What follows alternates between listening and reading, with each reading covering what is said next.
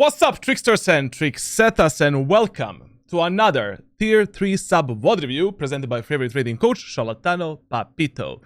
Today I'm a bit sick, but we'll try to do our best as always. Today at our coaching table, we have a Diamond 1, Raze playing on Bind. Finally, some fun VOD review to do. We have a diving. I think we already did one VOD review for diving, if I'm not mistaken. So let's see how much he improved and what's happening for him actually these days. Hi there! This is my Bind gameplay and I have an abysmal 40% win rate on this map. So I hope to see what I can do better to improve it. Bind is one of the easiest maps to be... I mean, not the easiest, but essentially one of the most fun maps to be played in ranked solo queue, to be honest. Alongside Split and Icebox, and other maps are kinda... we can debate it. Overall, like, with Raze... I mean, in a Diamond Elo, you should be able to easily carry the games on Bind. So let's see what you can do better. I usually play Duelist, by the way. 12 hours on Cypher are coming from the start of the season, when I was in a big slump and was being destroyed in every match. Even had a red tracker at one point shake my head. So I decided to try something new, something different. Now I play Raze, Jet, and Chamber. As you should, to be honest. Like, I mean, in this low elo lobbies, like, playing as Sentinels is almost never worth it. Like, it's so much easier grinding the game with hyper carry agents such as Neon, Jet, Raze, Omen, Clove, Gecko, Yoru, Chamber, etc, etc. Like, if you're playing Cypher, you're just gonna be watching your teammates dying on a camera a lot of the times. Yeah, it's gonna be a fun time for you on both attackers and defender side, to be honest. So, good game decision. I mean, good life decision, I don't know. In this VOD specifically, and in general on Bind, I struggle with short entries. In this VOD, I only entered short successfully with my ult. We'll take a look, we'll discuss every execute that exists on Bind for Raze, and we'll try to teach you how to properly enter the side with your teammates. I mean, executes are usually simple. You know, like, mastering proper utility usage is easy in Valorant. I mean, it's easy to deduct, like, what is good and what is bad. What is more important when you're playing entry duelist, I mean, generally, when you're playing entry characters, is the timings that you pick to enter the sites and how you're pathing with your allies, and basically when you decide to go in. So, like, that is probably gonna be more of a problem than actually how you're entering the sites. Entry site from bats is also bad for me. I was able to take initial bat control, but never to get into the site itself. Generally speaking, like, when you're playing on Bind, like, bats area of the map and B window are like lurking and secondary areas of the map for you. Like, your primary focus, whenever you're attacking on Bind, should be A short and B long area of the map, because executes are much cleaner, easier to perform, it's easier to pressure the enemies back, and it's easier to get an initial kill for your team.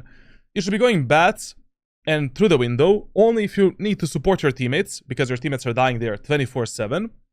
If enemies are peeking us and contesting us in window and bats 24/7, so maybe you can get an easy kill with your utility or by holding some cringe angle to get an easy kill. But overall, like, 80% of times on Bind, when you're pushing something, taking space, you should find yourself in long and A short area of the map in ranked solo queue if you're playing in the lobbies below Immortal 3.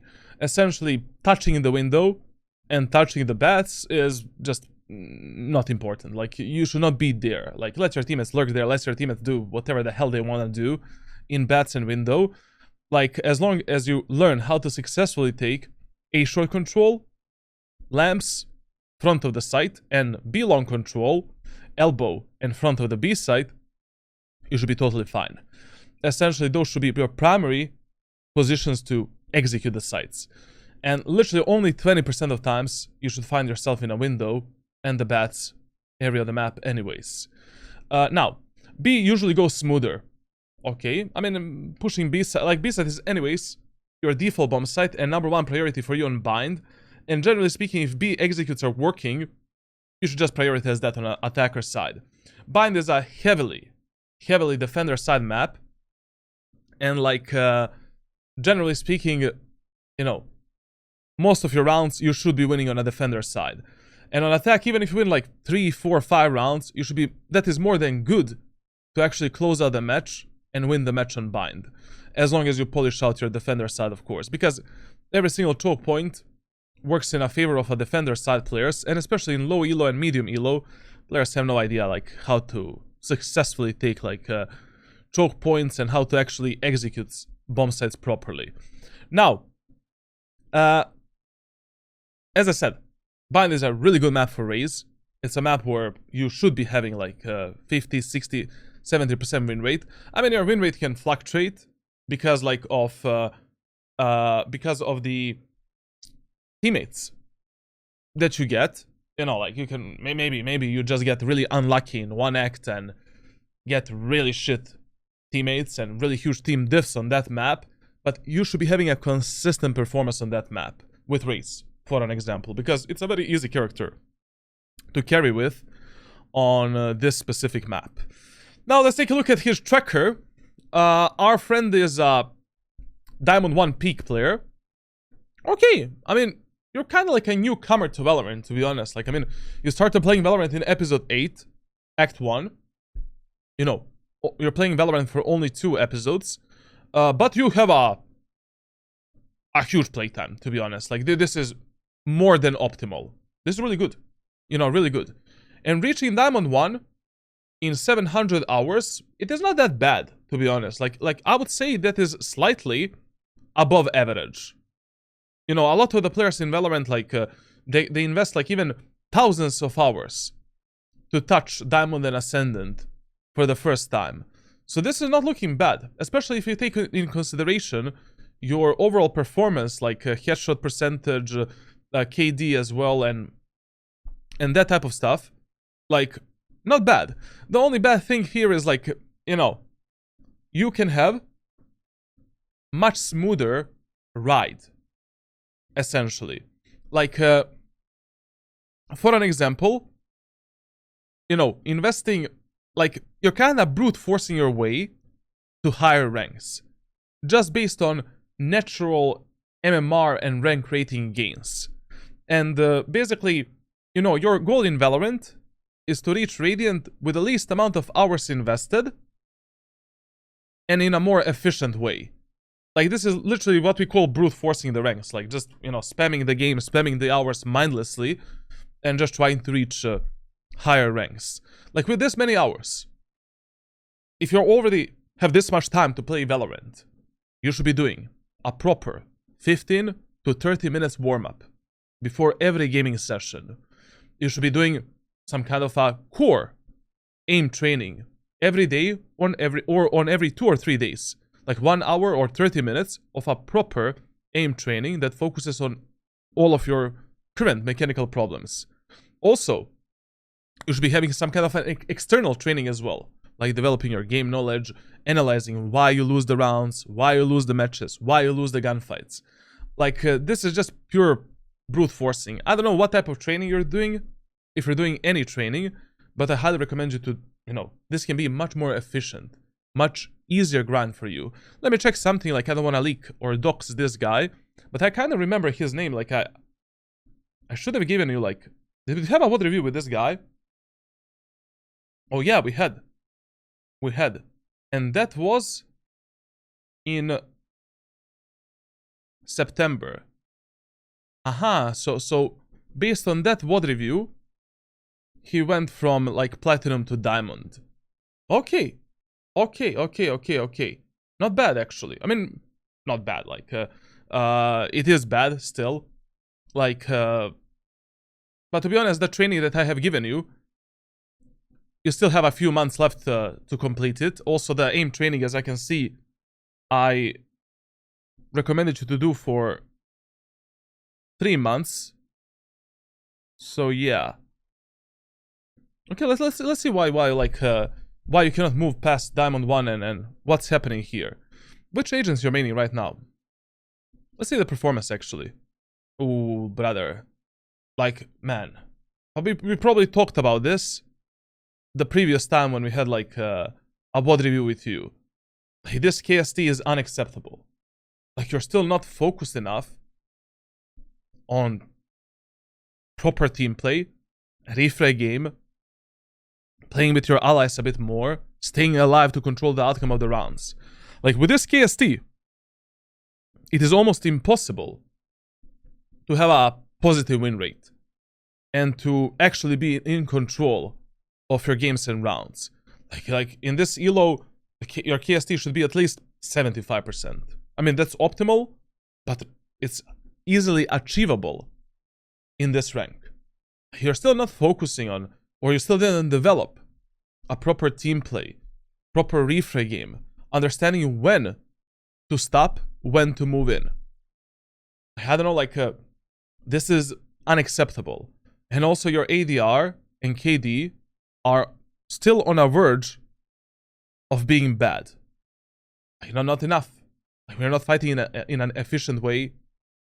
But what I can see here as well, like, you struggle. I mean, with Raze, you're not bad, actually. Like, Raze works for you better than other agents. The problem of Omen is, like, you know, if you want to main Omen, with Omen you need minimum 300 to 500 hours to call that agent your main agent. You know, it takes a lot of time to actually develop a feeling for timings, executes, outplays, to develop the confidence to go for the plays. Like, Omen is really a character with which you learn through trial and error consistently by performing good executes and good outplays, of course. Like, I mean, I would still not give up on Omen if I was you. You know, we're still at 140 hours. Like, give it a try for maybe 150 hours more, and then decide whether or not you want to drop it down. Because most of the times when I coach players, like, on Omen, and then when players pick up the Omen, usually at around 300 hours is when the things just click in naturally, and you develop a full understanding of when to go for the plays and how to actually perform certain plays. The previous few acts, like, you know, Raze has been working for you. I mean, you had a 55% win rate and a really solid performance last act on on Raze. But on Jett, unacceptable KST. Literally unacceptable. On both Jett and Omen. Like, timings are probably fucking you up the most. Like, you need to pay attention more. When to go in, when to go out, when to go for the kills, when not to go for the kills. Like, 67% KST means that on average, every single match, you die 4 or 5 times when you should not be dead. Like, you have 4 to 5 unnecessary deaths that can probably be prevented in some kind of a way. Let me see the performance here. Yeah, like attacker side is abysmal. 0.9 KD on attack. You know, attack needs to be higher focus for you, like, if you want to successfully use Jett moving forward. And on Omen, somehow you struggle on both attackers and defender side, but how is defense worse for you on Omen? You have one-way smokes, tons of outplays, cubby position smoke, fake one-way smoke. You can use every weapon in the game on every map. Unacceptable, man. I mean, we'll see what you're doing. To be honest, today we're reviewing your Raze, and with Raze, definitely you play really well on both attack and defense. Now, when it comes to other stats, clutch percentage still like 1.8%. Come on, man. Like, I don't know, bro. Like, just from now on, like, every single time you play a 1v1 or 1v2 scenario, like, try to analyze, like, why did you lose that scenario? How you could have played better that scenario. Like, clip these 1v1s and 1v2s. See, is it aim? Is it luck? Is it timings? Like 1.8 is unacceptable in this elo, because these 1v1 and 1v2 rounds can dictate the outcome of your match quite a lot. Like, clutching the rounds, eco rounds, semi rounds, and pistol rounds in elos below Immortal 3 are 30% more important than actual full buy rounds. Because those are the rounds that are mental breakers, economy breakers, and where your teammates can just, you know, lose all of their willpower to actually play the game. Well, some of these stats are not that bad, to be honest.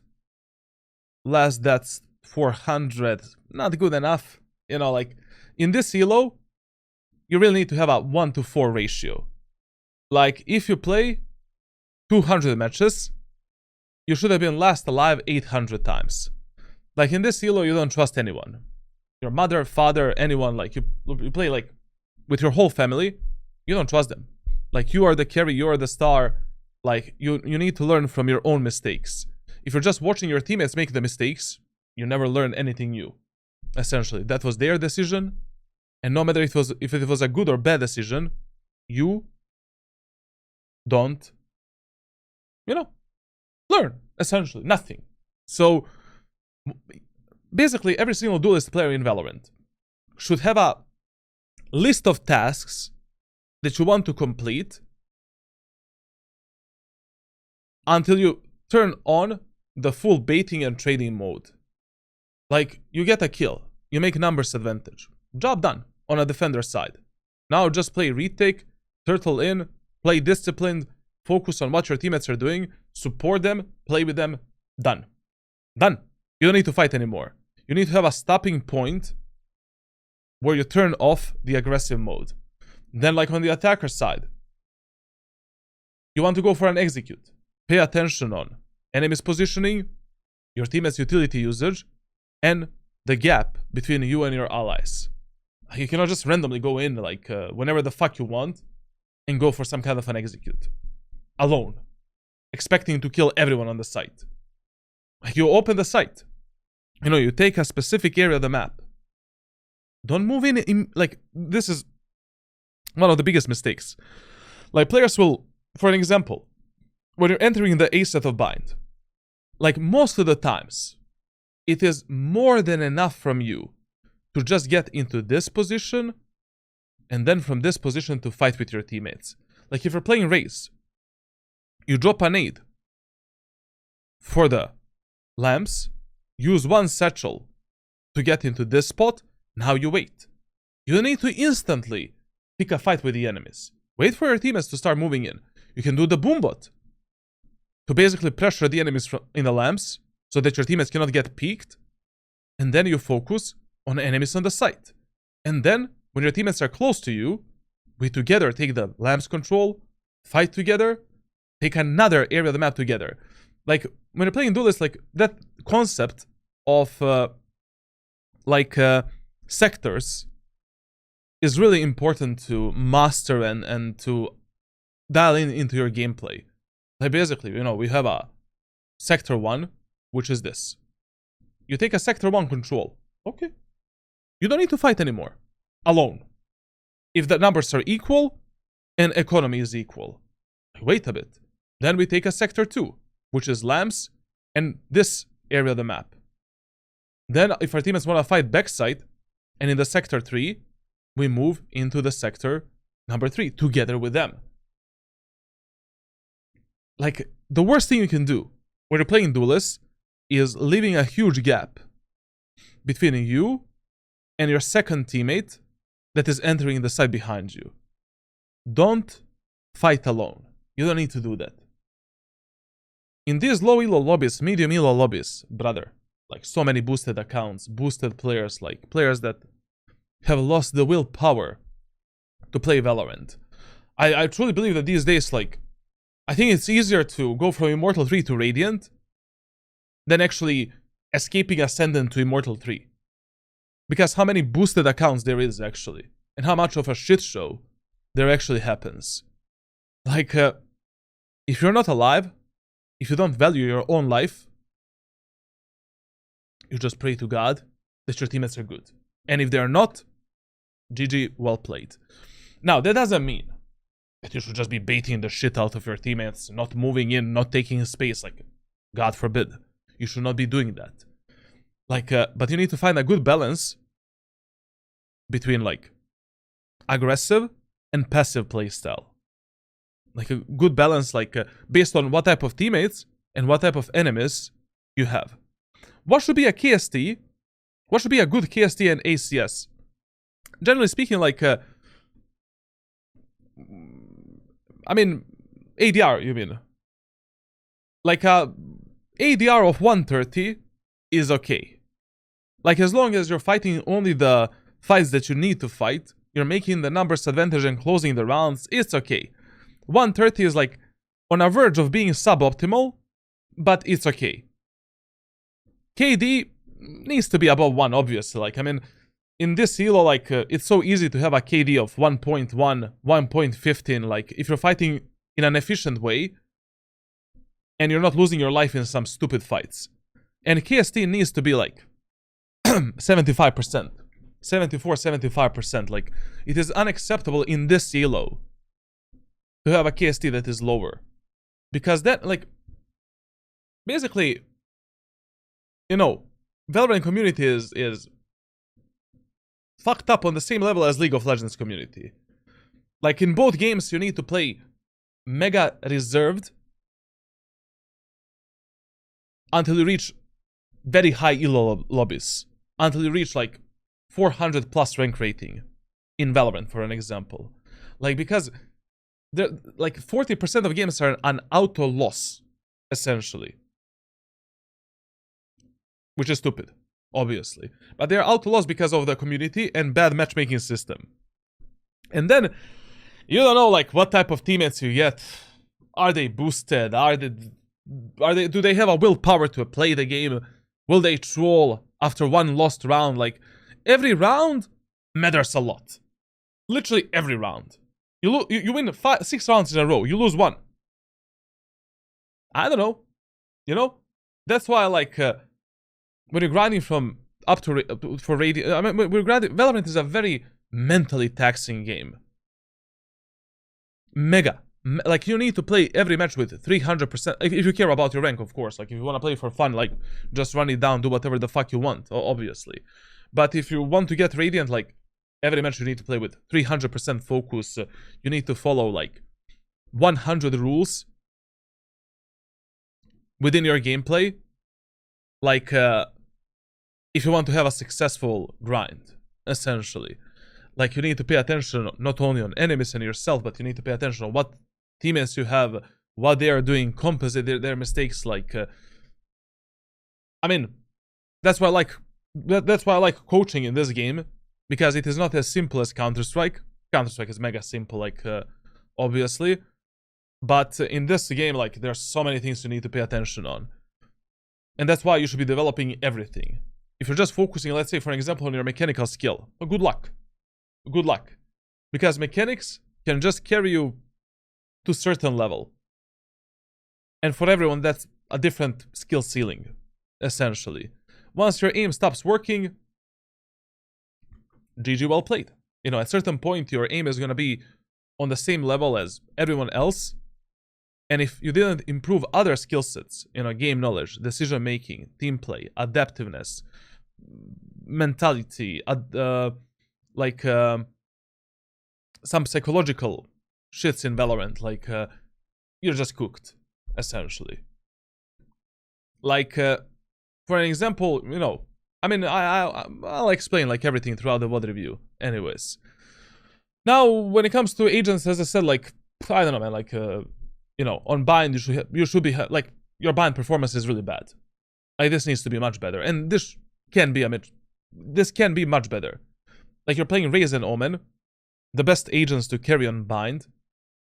One of the best, of course. Unacceptable. Like, you're definitely not losing only because of your teammates. Like, you have 0.95 KD, very low ADR. ACS is okay, but still, you know, very poor performance overall. Now, on other maps, I mean, okay, Lotus, we were dominating. Abyss, Jet, and Chamber, I mean, good picks, obviously. Very good map for them. Sunset, not bad for you. Really good, actually, really nice.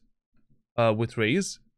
Icebox, only 44% win rate with Jet and Chamber. Okay, the map is out anyways. Hey, what the fuck is this performance on Haven, my man? Like, come on, bro. Like, let's focus on fixing this as well. Like, this is really bad. Like, Haven, Ascent, and Bind are really bad for you, man. Really bad. And on these 3 maps, like, you need to find some better solutions to play them.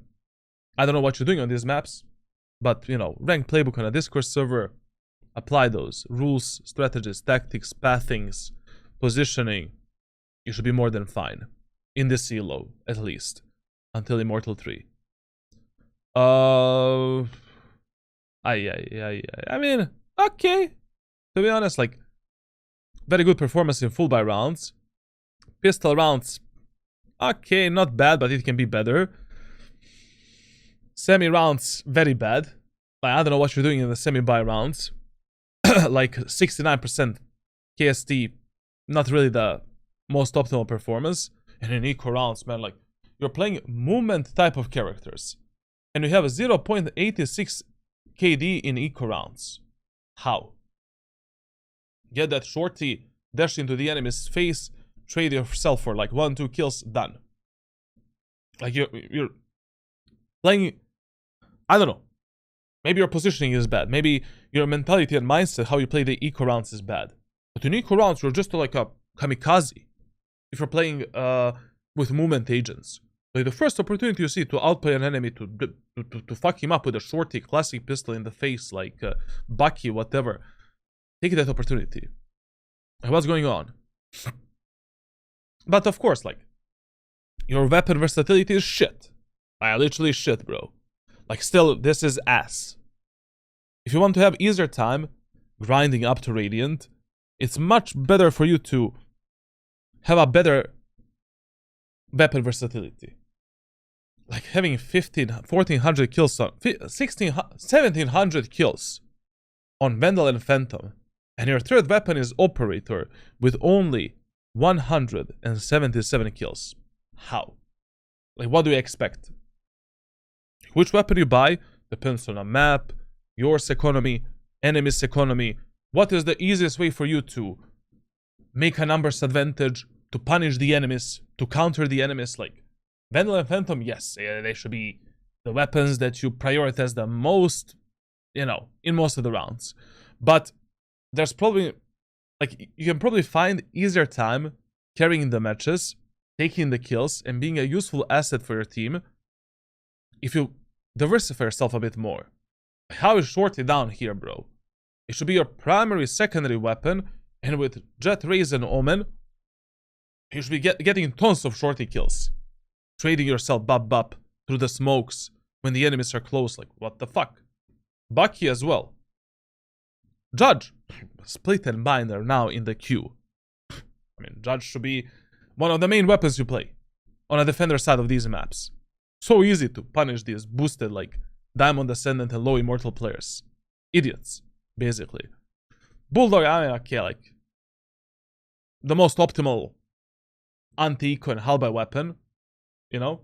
The most versatile one. You can buy it, you don't need to, like, depends on the map and agent that you play. Odin, you know, paper maps. Lotus, Haven, Ascent. You cannot stop the enemy's push. You cannot counter the enemies. Buy the Odin. Pull the Odin out and then try to kill some of the enemies. Outlaw. Whenever you see 3 or more enemies have less than 3,800 credits, force the Outlaw. Go for the body shots. You don't need to complicate the round at all. And even if they have a heavy shield, 2 shots, enemy is dead. I mean, there is a bit of Stinger, Sheriff, and Ghost, but not good enough. Not good enough. Like, there should be a better disparity, essentially. Like there should be more different weapons up here. Like, in tops, like, for every single player in Valorant, in top 10 weapons, you should have, like, a Vandal or Phantom, Operator, Outlaw, 2 pistols that you prefer the most, Shorty, Stinger, and then, like, the weapons of your preference, like, depending which agent you're playing, like, you know, like, with Sova, you should implement more Guardian and Ares in hull by rounds, because, you know, you have the arrow, you can go for the cringe spams and just kill the enemies. But if you're playing with Jet, you know, like, or Omen, like, Judge should definitely be there. Like, I mean, such an easy weapon to take the kills and just destroy the enemies through the choke points and then dash into their face, fuck them up, come on them, whatever. I don't know, like, sexual stuff. This act started good, to be honest, I mean, for you. So far, better performance than in the last act. I mean, if you keep up this performance that you had in these 32 matches, this is gonna be great. And you're just stuck to Raze. But to be honest, like, yeah, I mean, since you started performing with Raze really well, I mean, like, why not? You can just spam the Raze maybe until, like, low immortal, and then actually focus yourself on more agents. Like, generally speaking, in Valorant, you should not be maining 10 characters. Like, most of the times you just want to master 2 agents and just have 2 alternative flex fill picks if you really need to flex or fill. So, you can just be a one-trick pony up to immortal or high immortal and brute force your way to that rank with one agent. But as soon as that one agent stops working for you, like, we should be switching things up a bit. Okay, let's see what this guy is doing on Bind with Raze and what he can do a bit better. Like, because 40% win rate is unacceptable. Okay, now let's see what our friend Diving is doing with Razoroni on Binderoni on the attacker side Roni in a Diamond 1 Iloleroni. First of all, TLDR about the Bind, you know, we always need to cover this stuff when we start the VOD reviews. Your number 1 priority, default bomb set on Bind, B site. Number 2 priority, A site. What does this mean? This means that usually, you know, it's easier to play postplants on B compared to the A site, and your teammates can make less mistakes when you're pushing B site. But generally speaking, this doesn't matter that much on Bind, because what you push and what you contest in the earlier stages of the game really depends on yours and enemy's team composition. So in the first round, let's actually talk about the general tips on Bind again. One more time. First of all, your main focus of pushing on Bind should always be B long and A short areas of this map. Showers and window, hooker is your secondary priority, and something that we contest only if we really need to help our allies there, or if we have some grandiose plan to counter the enemies, and enemies are way too repetitive in those 2 specific areas of the map. But in the earlier stages of the game, like the first 5 to 6 rounds, you mainly prioritize long and A short. Now, no matter which agent you play. It's ranked solo queue anyways. Now, on Bind, the easiest strategy that you can perform when you're lost on this map is a 5-man push through the B long, and that is something that you should always keep in your pocket when the match is going to shit. Because no matter how your push goes through the B long, you're never gonna get stuck in that area of the map. Once again, your teammates cannot make that many mistakes against, you know, enemies that are dropping utility at us, against enemies that are like pinching us, against enemies that are playing shotguns, buckies, and shit like that. And the push is very, very clean, essentially. Whenever enemies on a defender side are eco, hull by, or bonus, we do a 5-man push through B long. We tell our teammates to smoke the window, smoke the CT, and we fight for the elbow and the bomb site control. Now, how do we decide what to push in a first round? Enemies don't have a cipher. You can push both B and A. It doesn't really matter that much. Like, we can do a 5-man push through A short, or we can do some kind of a small split onto the B site. If enemies do have a cipher, in the first round, push A site. Now, on this map, in the first 5 to 6 rounds, you really need to navigate your allies a bit more and tell them how to play how to play this map on the attacker side. Like in the first 5 to 6 rounds, we don't want to default. We don't want to split the map too much. We don't want to fake. Like we just want to commit to the 5-man executes towards one specific objective and make sure that we're able to play on a refrag potential. Because this map is heavily defender-sided map. Your teammates can make enormous amount of mistakes in the choke points and lose their life alone, because every single one of these choke points works in the favor of a defender side players. That's why on defender side, we should never sell the main areas of this map for free, essentially. Now, in this specific match that our friend Diving is playing, enemies have a Killjoy and Viper. Thus, you know, here it really doesn't matter whether or not we push A site or B site, but probably pushing A site is a bit better because this Killjoy is probably going to have a setup on B, and we really don't want our teammates to die from some nanoswarms pushing through the Viper default wall on B site and all of those shenanigans. And in the first round, like basically, I always say, communication doesn't matter in ranked solo queue. Most of your teammates are probably mentally disabled anyways. They're not gonna listen to you. But you should at least try in the first 4 to 6 rounds, in the first 4 rounds, on the attacker side, to navigate your teammates and tell them where to push and how to play on a macro level. Killjoy, brother, don't go showers alone. Push with us through A short. Brimstone, give us these 2 smokes to push the A side. Smoke on top of the truck, smoke here. Cypher, brother, you can start lurking a bit later once we have the information how the enemies are playing on a defender side, and if we notice that our 5-man push is not working at all. But if the 5-man playstyle, pushing together, is working for you, that is the easiest way for you to win on the attacker side of bind. The problems begin once the 5-man executes are not working, and then we need to fake, we need to split the map, we need to default more, and then only God can help you winning on the attacker side of bind. Now, in this first round, if you're already pushing A side, Cypher, Killjoy, please, for the love of God, play with us. Brimstonezinho, give me the smoke on top of the truck, and give me the smoke, you know, on the actual site.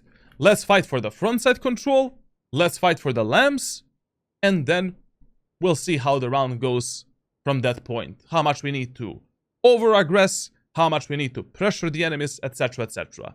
With a Raze, whenever you're pushing A side in a first round, you have only one job.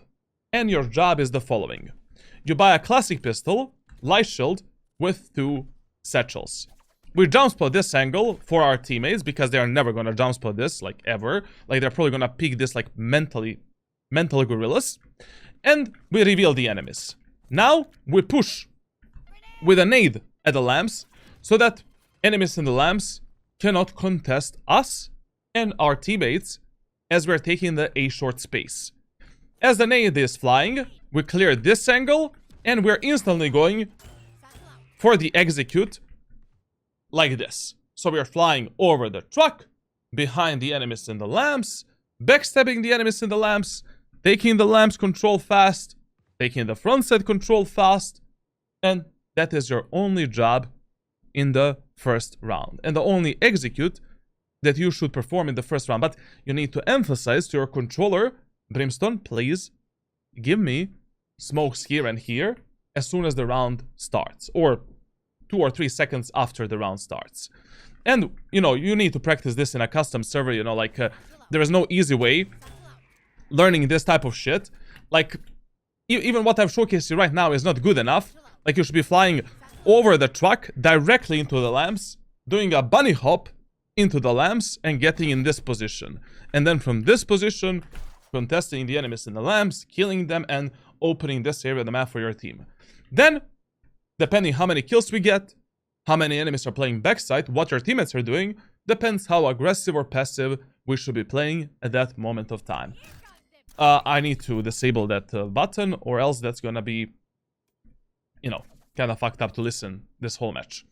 So let's see what our friend Diving did in the first round. Smoke right now. Okay, brother, listen. If your teammates are already playing a bit more passively in the first round, like, we cannot go for an aggressive play. Like, your playstyle, you always adapt based on how fast or how slow your teammates are playing. Like, it doesn't really matter.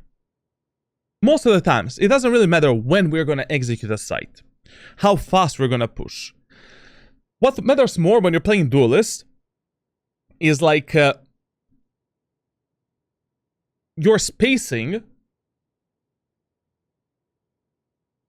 and how fast you're taking the space based on what your teammates are doing. Like here, our Killjoy is in the showers. Our Cypher is in the B long. We cannot go for an aggressive execute right now. We're basically playing a default right now. We have a Viper smoke in front of our face, and the Raze nade flying in our face as well. Slow down a bit. Chill. Your Reyna just got a kill. We don't need to push. We killed the Viper. Enemies don't have a controller anymore. The map is open. Like, whenever you kill an enemy on a defender side, and you have a numbers advantage, chill down. Your job is already done. Like, we made that numbers advantage, and our full focus right now is preserving that numbers advantage and playing with our teammates. Now we can just chill, wait for this barrier orb to go down, this Viper smoke on the right side, wait to see if any more enemies are gonna maybe peek a short area of the map, fight together with the Reyna, fight together with the Brimstone, and that's it. Now, what I would have done here is fully slow down my execute, because we already got a kill. We don't need to push super fast. Enemy Raze is doing the nade. She might be peeking us at any moment of time. And if we kill the Raze on the site, we have another free kill in the showers. So let's see what's gonna happen here. Very bad. Essentially, like this was way too rushed out. Like you see here, like, your teammates are not even moving in. Like, basically, when you're playing Duelist, your main focus should be, basically, on attacker side, main focus is minimap.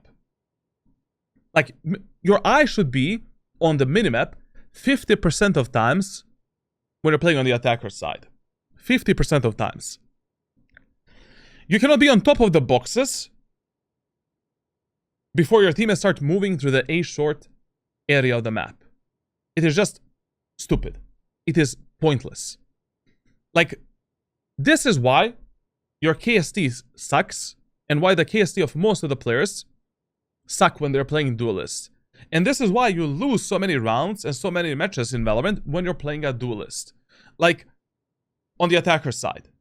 Like, just timings when you go in, spacing that you have between your allies is far more important than anything else when you're playing Duelist. At least in the first 5 to 6 rounds. First 4 to 6 rounds.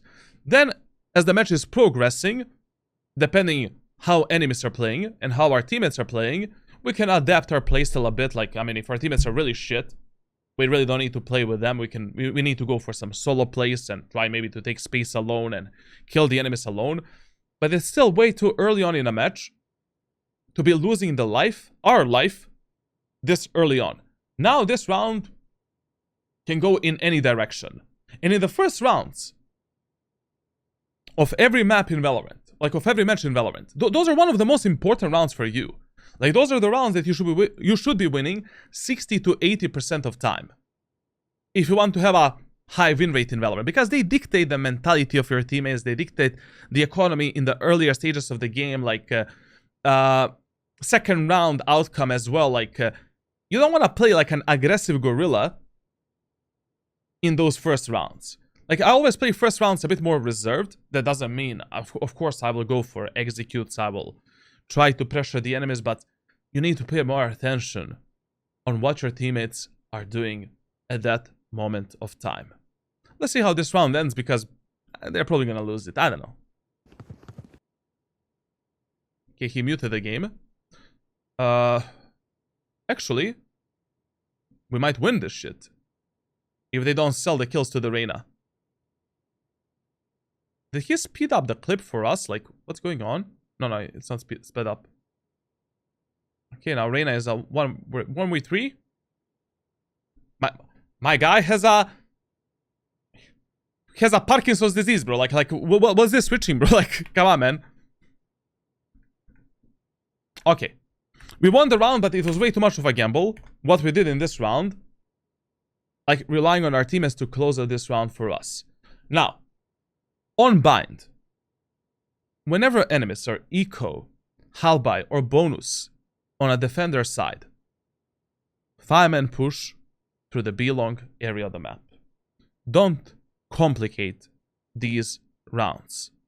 Like, tell your smoker to only smoke the window and CT area of the map, and just do a clean execute through B-long.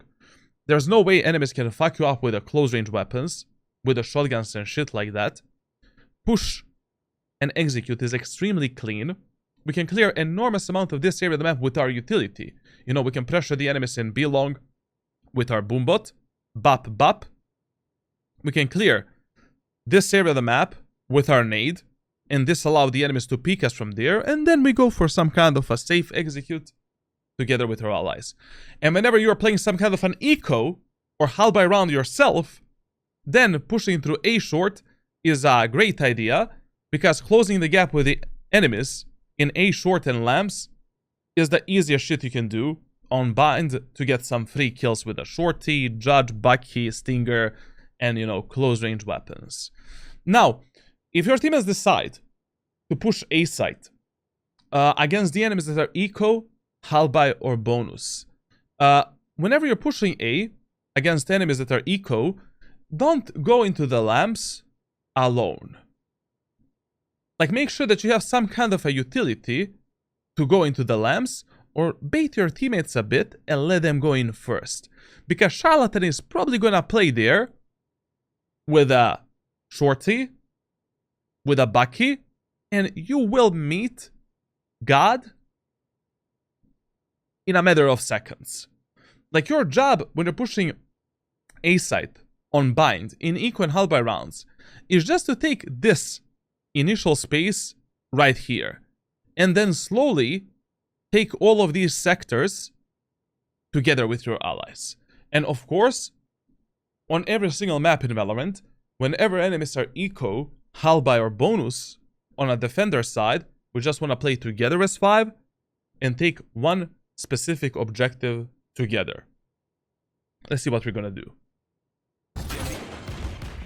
Reyna low, one shot. Launching smoke. Okay. Okay, did it go? Now listen, like in this round, like, there is no way that I would push through this smoke first. Like, there's no fucking way. Like, there's a huge chance that enemy Viper or someone is sitting inside of this smoke with a shorty. I would just delay this execute a bit. I mean, basically, in the rounds where enemies are eco, as long as you focus yourself on a proper refray game, clearing the angles properly, and abusing the gun advantage that you have, you're gonna win that round. Don't rush things out. Don't move in like an aggressive gorilla. Think and use your brain. Like, right now, getting into this smoke is a Sudoku, essentially.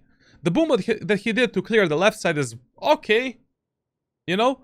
But most of the times, like, you know, when you're pushing the A side with Raze, you want to start from the left side right here.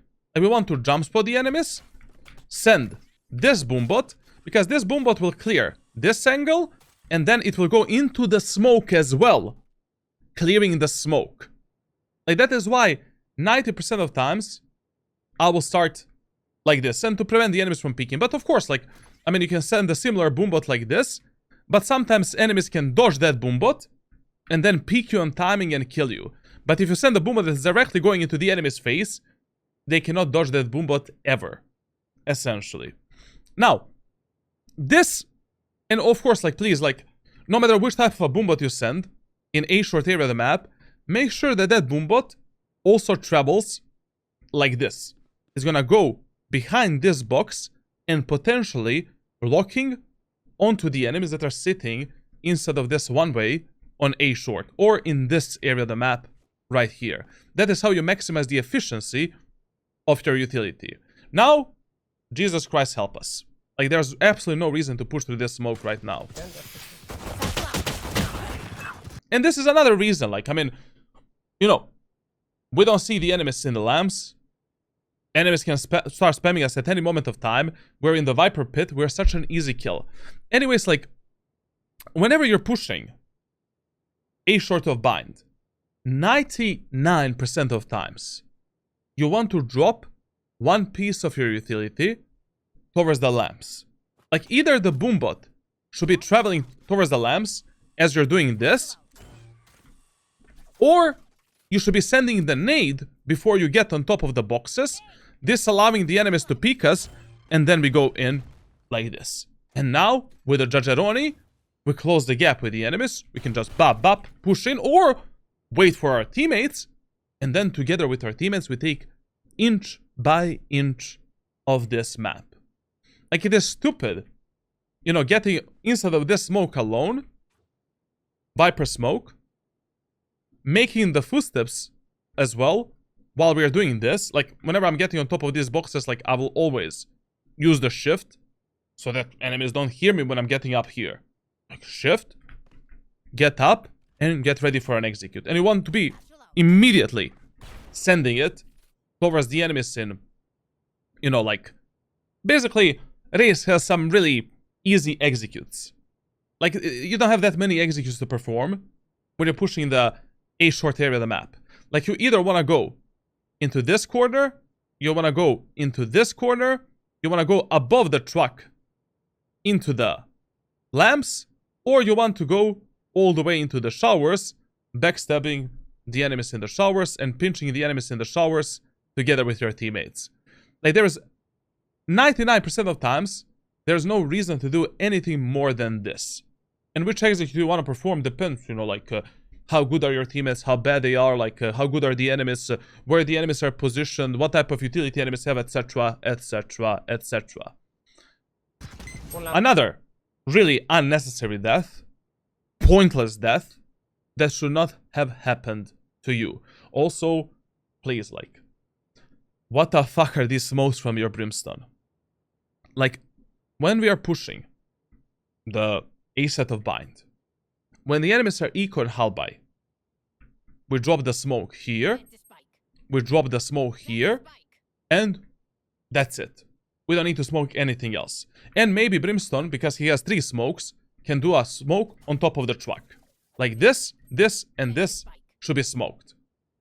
Now, if you're doing some kind of an execute to only take lamps in this area of the map, without contesting the enemies in the showers, then we smoke middle of the site, top of the truck, and that's it. And if you're doing some kind of a split from the A short and showers, like 3-2-2-3 split, then one smoke goes on this edge of the box there, second smoke goes here, and we do some kind of an execute, essentially.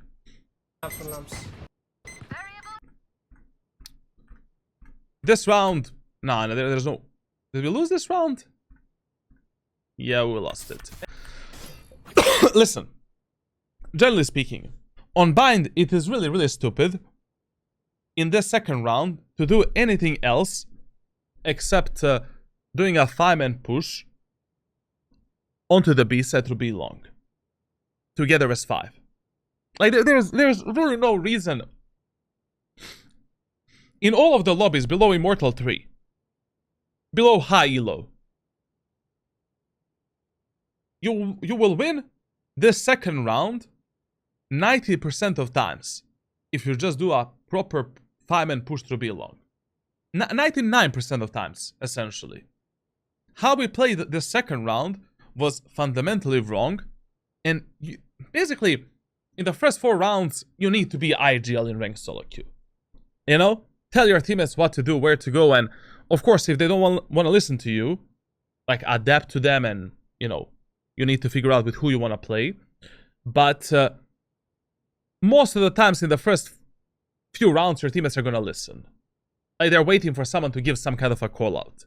Later on during the match, your teammates become more mentally, you know, unstable. And then, like, that is when most of the shenanigans are going to happen. But this early on in the match, like, you should try to navigate your teammates a bit more. Now, in this eco round, like, you know, pushing A again is probably the best idea. Like, you know, we know that Raze likes to play close here. We know that Viper is always playing in the lamps. Let's send it. I would do literally the same execute. Basically, satchel, go behind the Viper in the lamps, kill the Viper. Of course, before we do the satchels, we do the nade here. Satchel, kill the Viper, take the gun from the Viper, take the frontside control, and then we decide what is our next plan after that. I mean, that's the easiest skill that we can get on bind in those eco rounds.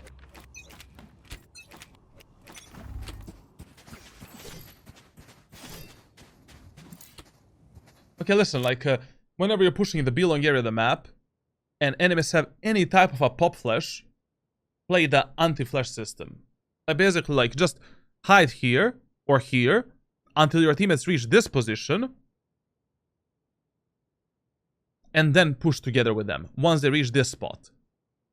I try to dodge the enemy's flashes and protect your allies. Now, if you need to go in first, with a Raze, you should always send the boom bot that looks like this. I'm gonna show you in the game, of course. Like, basically, very simple boom bot. You cannot really miss it. Like, there's absolutely no way. Like, you drop the boom bot a bit more left from this stone, like this. And then the boom bot is gonna bounce, go straight. I missed it, like, obviously, like, a bit more left from the stone. Like, it should be on the stone, but a bit more left. And it should be a jump drop like this. And now the boombot should travel inside of the long and pressure these enemies to not peek you. And at that moment of time, we can travel in. But also, if the enemies are peeking you, regardless of this boombot, it is totally fine if you use the nade as you're pushing the B-long area of the map to take this initial space. And now, you know, we contest the enemies. Like, your job in Valorant is always to minimize the amount of deaths that we take in the main areas of the map. Even if that means that we might, like, lose some utility for the actual bomb set execute. Like, if we're just dying here, we're always going to be in the numbers disadvantage, and executes are anyways going to be 10 times harder. Did he make the right choice saving? 3 out of 5 of his team is both Vandal and Light. Let me see. No, but this guy forced, like, it's right here. It's the right decision here to save, to be honest. Like, only 2 teammates forced. Basically, when do you want to force with your teammates? When 3 of your teammates are forcing, you should force with them. When 3 of your teammates are saving, you should save with them. But when only 2 teammates are, like, forcing, fuck it, like, just follow the normal economy management. Let's see how this goes.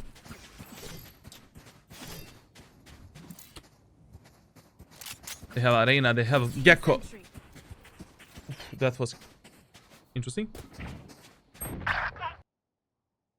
Listen, so mom walked into my room. My dude edited this video for us, man. Like, the next thing we're gonna see is like a full-on, like, zoomer edit. Like, listen,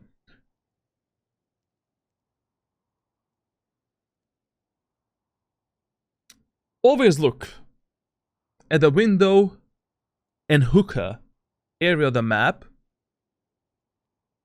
as some kind of a lurking, flanking, and splitting area of the map. Like on bind, this is B main, this is A main area of the map. This is B short, and this is A short area of the map. The short areas of the maps can never be our primary point of pushing. It's just a, you know, mindset that you should have. Now let's see what's going to happen here. Like after his mom is like, his mom walks in and she's like, son, you're still Diamond 1? Fucking pleb. Fucking pleb. I raised a Hearthstone Valorant player. Unacceptable. Come on, man. We can do better.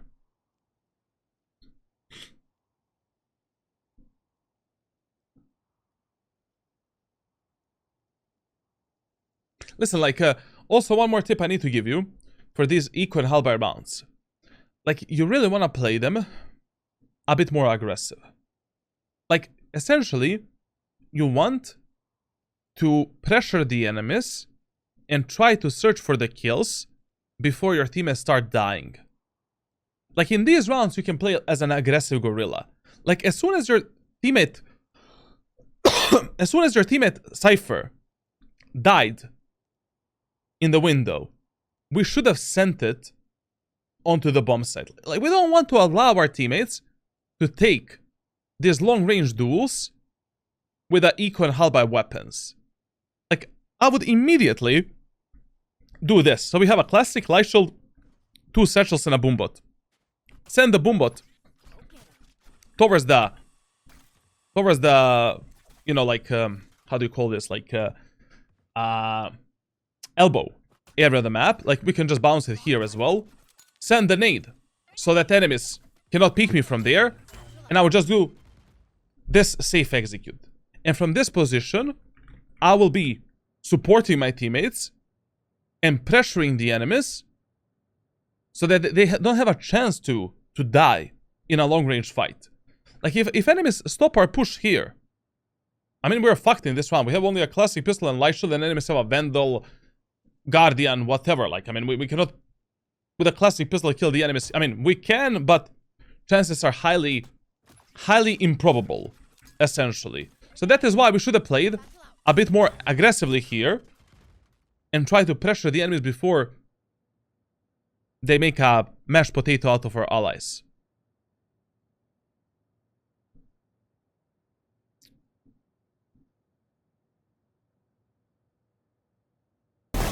Sorry guys, I was AFK. Player standing. Okay. Okay. My bad. Okay. Player standing. Oi, oi, oi, oi, oi. What did you buy here? Sorry. Ah, Vandal light shield. Okay, okay. Solid buy option. I mean, that's only thing that we can get.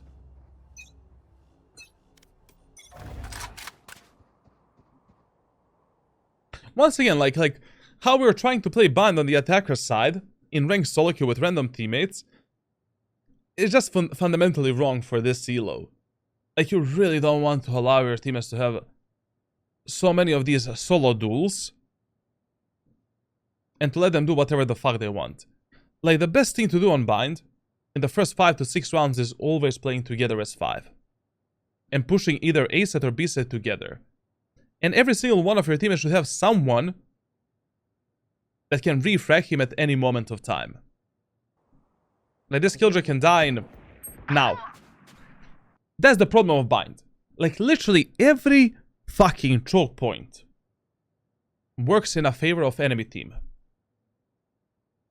And also the mechanical skill can decide quite a lot whether or not your teammates are going to stay alive.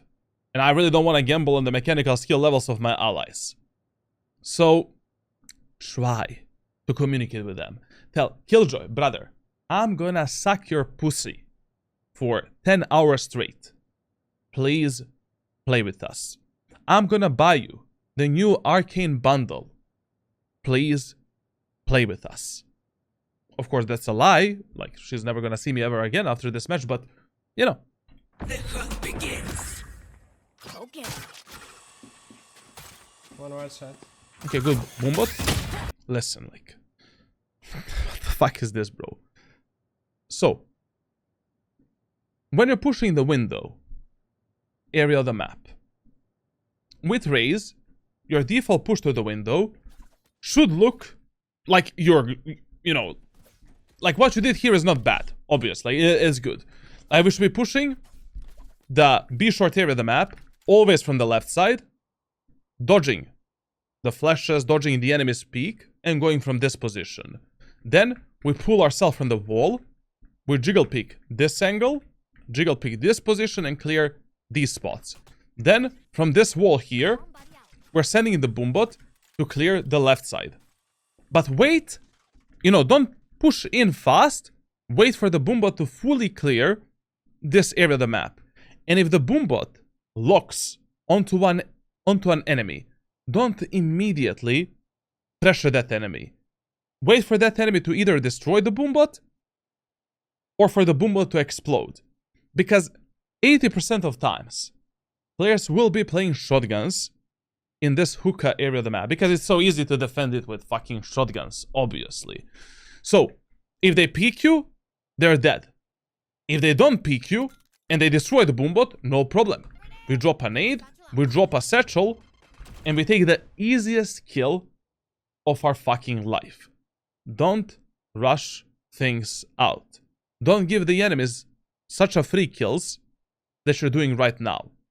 Okay. Like, you should be expecting this type of a play that Gecko did when you're pushing the window area of the map.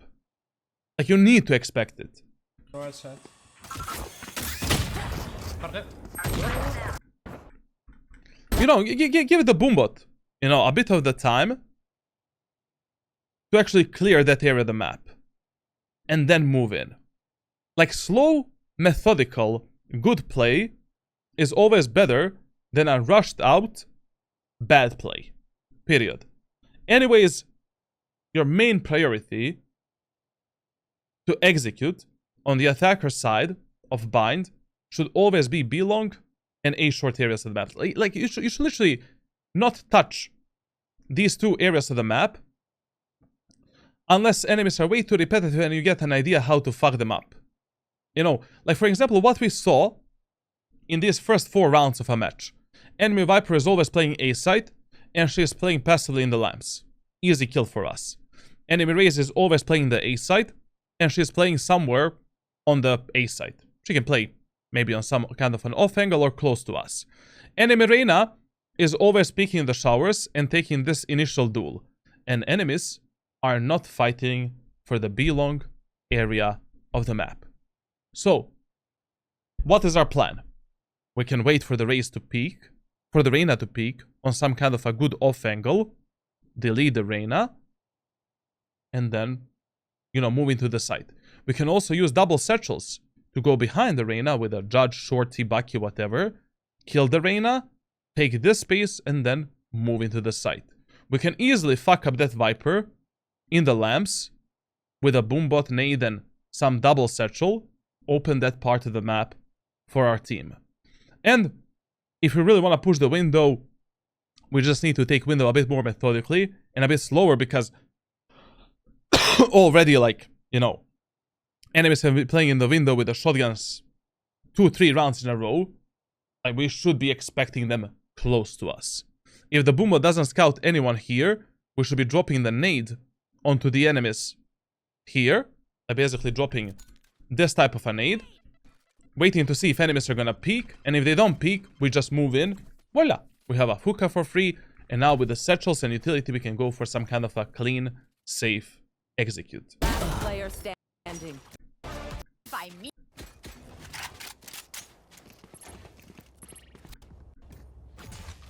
Okay, let's try to kill that Reyna. But this is not the way to do it. Like, this is like, basically, if you already saw that enemy Reyna is always peeking your teammates in the showers like this, You know? You cannot stand here and path like this, and your Reyna is all the way here. Like, you needed to push a bit wider to be able to refrag your Reyna and kill the enemy Reyna. Right now, the enemy Reyna can just isolate a 1v1 duel against our Reyna, bop bop bop, dismiss, she's gone with a kill. Like, how you path through these main areas of the maps really depends how your teammates are pathing and what enemies are doing in the previous rounds. Now, God help us. Come on. That's not good. I can Okay. take orb and run in. Okay, that was a bit like, you know, I was expecting your Reyna to die, to be honest there. Could you smoke? My ult's ready. A bit iffy. Fully smoked. Dim beacon here. There's no... Listen, man. Like, I really want you to slow down a bit. Like, I really need you to slow down a bit on the attacker side. Your Cypher is B long. Your Killjoy is not even close to the A short. Your Reyna is also not ready for some kind of an execute. Asking for the smokes and going in alone. What the fuck are we doing? You make a numbers advantage. Like, chill a bit. You know, like, now enemies are under pressure. Let the enemies overthink a bit. We have 1 minute and 27 seconds to plant the spike. We don't need to move in. We don't need to do anything. We just got a kill. We have the ultimate as well. We can easily win this round. Like, right now, your whole full focus should be on regrouping your allies and hitting the bomb site together. Either B or A. There's no reason to split the map. There's no reason to push to the showers anymore. There's no reason to push fucking alone. Well, slow down a bit. You know, like, when you're playing duelists, it is really important that you have these stopping points in your gameplay. Like, when should you slow down a bit? You know, we have shit tons of utility at our face. My teammates cannot support me. Slow down a bit. We made a numbers advantage. We don't need to fight solo fights anymore. Slow down a bit. Look at the minimap. See where your teammates are. Figure out some kind of a plan. How we can play on a refrag potential and push together with a good timing. You basically like... sorry. Like, your teammates are way too slow to support you. Basically, you don't have a proper utility for the bomb set execute. They're way too passive behind you. Slow down a bit. It's okay. Like, rushing your place out and just doing them whenever the fuck you want is most of the times not gonna work. Like, why would you fight alone? Why would you be going alone right now? Fully smoked. Dim beacon here. There's no...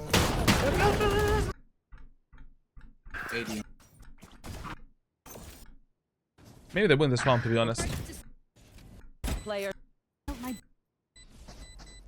Oh, that's fine. Okay. But still, we lost a lot of money and a lot of economy. Now, when we're taking the B-long space with a Raze, like, one of the best peaks that you can do early on in a match to surprise the enemies and maybe take a kill, like on the B-long area of the map, is doing a satchel as soon as the round, before the round starts. Drop the satchel below you, do this, and with a crouch jump, get on top of the bench. And then from the bench, peek the enemies and clear the B-long area of the map. That should be your default early play that you do to contest the enemies in B-long. As soon as you get some kind of a long-range weapon such as Vandal, for an example. But if you notice during a match that enemies are never peeking in B-long, fuck it, you know, just run here, jump spot the enemies, use the boombot to prevent the enemies from peeking on the right side. When the boombot bounces, go in, clear this angle, jump spot the enemies again, clear all of these positions, let's move in. In your Asian tier list, is Omen the best? Yeah. Like, basically, Omen is the most beneficial agent to master in Valorant because he's mega versatile. He's the most versatile agent in the game, essentially. And one of the hardest agents to actually master. Once you master Omen, every other character is like, whatever. You know, like, you develop very good game sense, map awareness, game knowledge, and the list goes on. Let's flush them out. Ui. Of course, Omen takes around 300 to 500 hours to actually master, but once you master that character, like, everything else is just like, whatever. Thanks.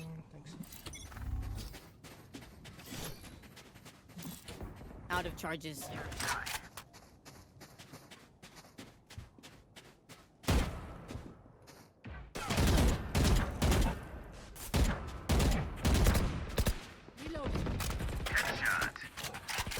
Now listen, one more tip, like, whenever you have the Raze ultimate on bind, like, once again, tell your teammates to push something together as 5. You have a really fucking strong ultimate to open the bomb site and to open some part of the map. It really doesn't make sense splitting the map or doing some kind of a shit like that. In this round, once again, doing a 5-man push to B long with the smokes in window and CT is the best idea. With the ultimate, we can just clear the site and kill the enemies on the site, open that part of the map for our teammates, and that's it. Like, basically in ranked solo queue, the more you simplify your gameplay, the more success you're gonna find always. Like, there's no reason to complicate stuff. Like, this is not a fucking VCT. You smoke? My ultimate is And enemies are not VCT players. Map awareness 0 points. That killjoy is dead long time ago.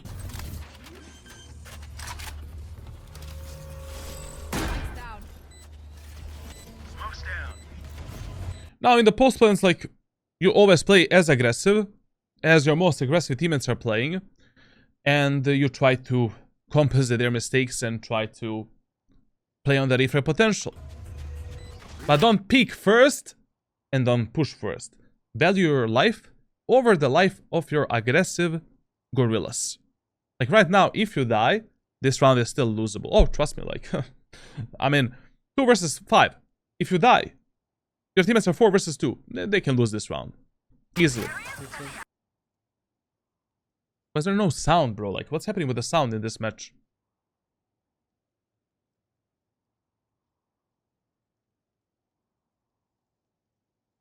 One enemy remaining. Yeah.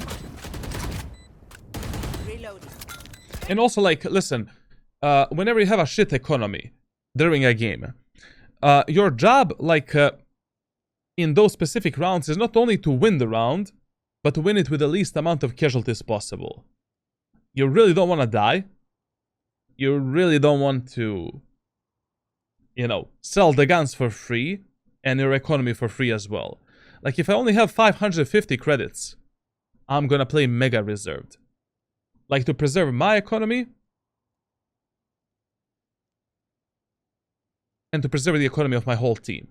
Hey, is it good to be hybrid with Phantom and Vandal? I use Phantom and attack to spray and Vandal on defense to hold angles. I also switch between them depending on the type of play I'm trying to execute. You can do that.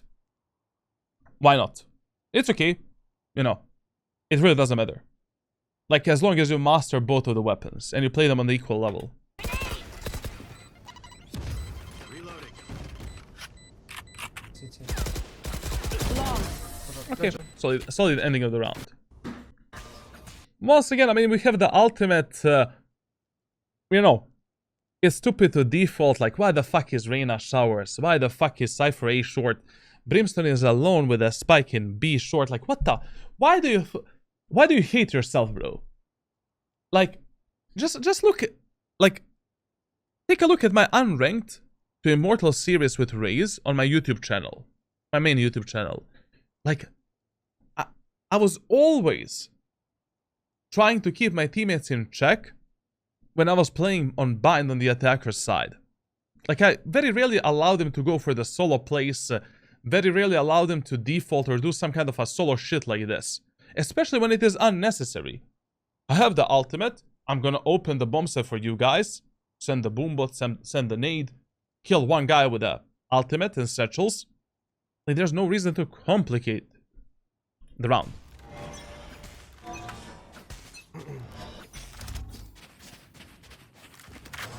Raze made. Placing sentry.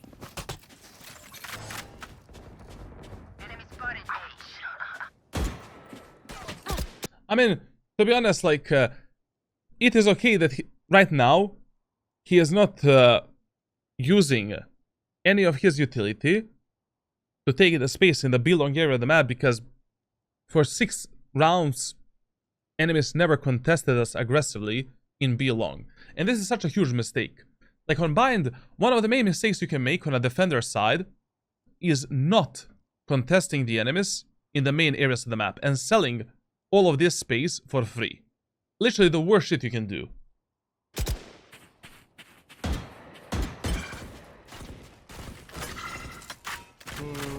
If ready, we can go. Just smoke. Enemy spotted B. Spike down B. Like, you need to navigate this type of team such as your Brimstone. You know, like a Brimstone pushing the window alone in a round where the enemies are eco and halby. That's fucking suicide. Like, that guy should call the hotline for the Sudoku. Like, it's just like really insanity, man. Insanity doing something like that. At the end of the day, like, if you see that your teammates have tendencies of carrying the spike through some... At the end of the day, when you're pushing the B side of Bind, spike should always go, most of the times go long, like 90% of times. And when you're pushing the A side, 99% of times, spike should go through A short. Unless we're doing some kind of a 5-man push through showers and, you know, we want to wall this, plant the spike there, you know, some strategy like that. But if you are splitting the A side and B side, spike goes B long and A short. Carry it yourself at the end of the day. But I'm playing a duelist, like I don't want to sell the spike to the enemy team. Don't sell it. Keep it with yourself. You know, you take the spike, and as you're ready to go for an execute, bam, drop it there.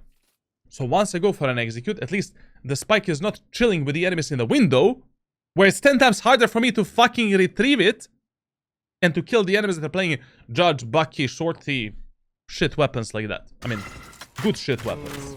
If ready, we can go. Just smoke. Enemy spotted B. Spike down B.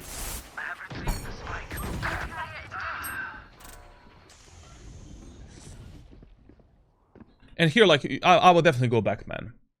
We need to go. We need to go back to support our teammates in B short. Like, Gecko has the ultimate. He already killed 2 of our teammates with the Bucky.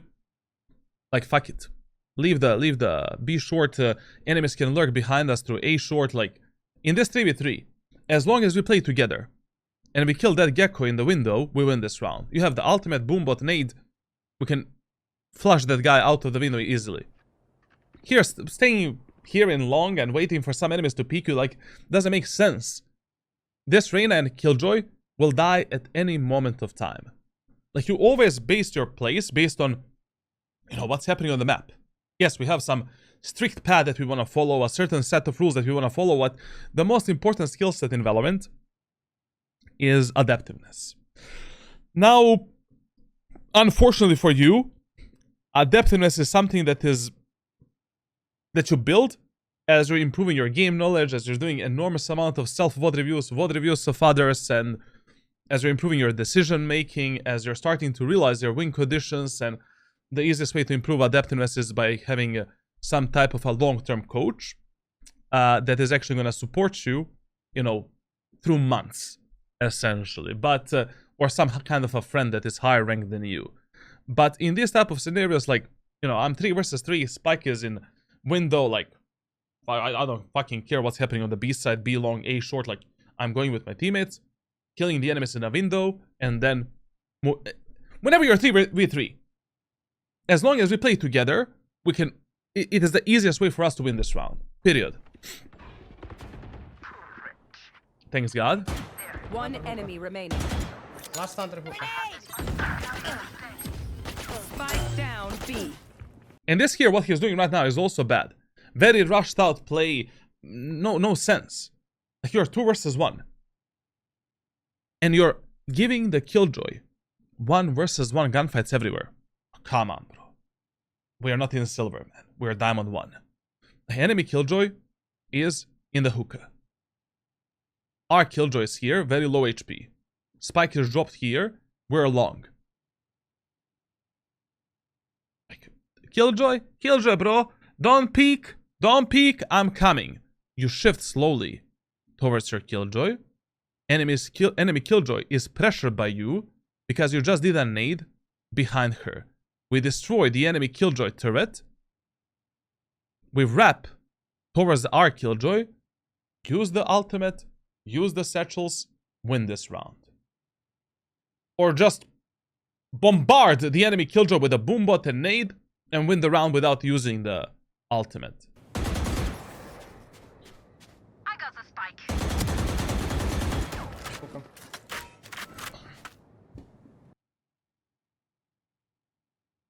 Oh, no.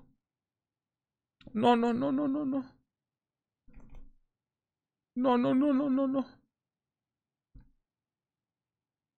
Oh. I can't look. No, there's no way we lose this round, bro. Yo, look at the crosshair of my killjoy. So you trust this guy to win the rounds for you, bro? Brother, I wouldn't trust this guy with my fucking sheeps on Alps, man. Yes, I have a farm. And then, yeah. Like, what the fuck, bro? Nah, it's GG, bro.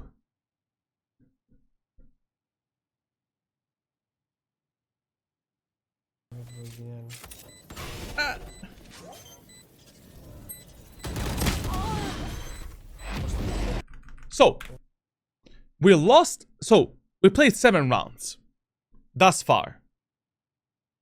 7 rounds thus far. We lost 4. Out of these 4 rounds, 3 rounds you lost. Because you're way too impatient. You don't base your plays based on what the fuck your teammates are doing and based on the numbers.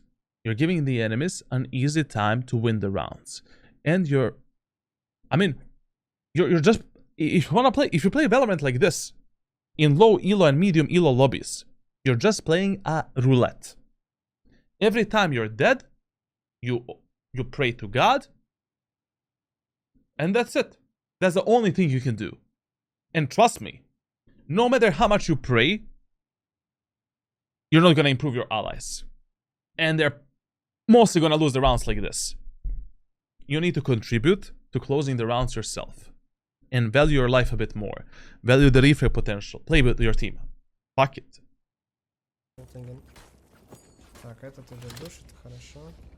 Okay, here like we need to be aware that enemy Raze has the ultimate.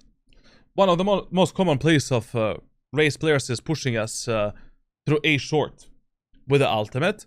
So we need to be ready to counter that with our own ultimate. Anyways, I think once again that, you know, in these matches where you're lost on bind, 5-man push through B long, try that. I guarantee you, like, in this match, if you did a 5-man push through B long, 12 rounds in a row, you would have won more rounds than what you did right now. It's the easiest solution to bind.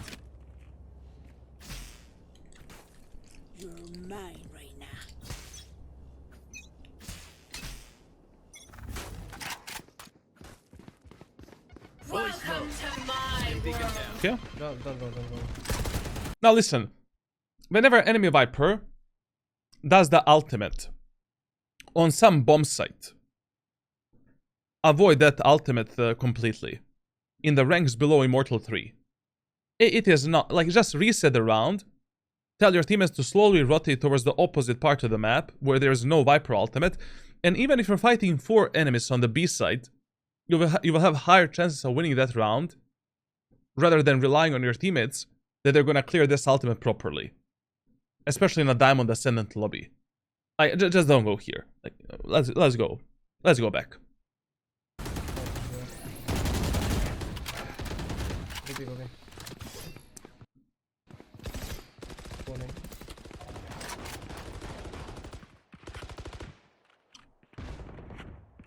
But listen, when you give some kind of a call out to your teammates, that is another important thing that you need to do. So whenever I give a call out to my allies, I don't instantly commit to my call out. I always have a pause for like 2 to 4 seconds where I look at the minimap and I look at what the fuck my teammates are doing. If they're not listening to the call out, I'm gonna adapt to them and play with them. If I see them listening to the call out, then I'm just commit to the call out. Here, I will still stay with my teammates on A short for a bit longer. Spam their brains. Guys, let's go B. Guys, let's go B. Leave the A short, let's go B. Be annoying. Be fucking annoying. Don't be aggressive, but be annoying. And once you see that your teammates are going B, we go B with them. Fire in the hole! Nice kill. Get him. Let's not make the same mistake. Wait for the boom bot, wait for the boom bot! Okay, very good. But once again here, we're making a... Sorry guys.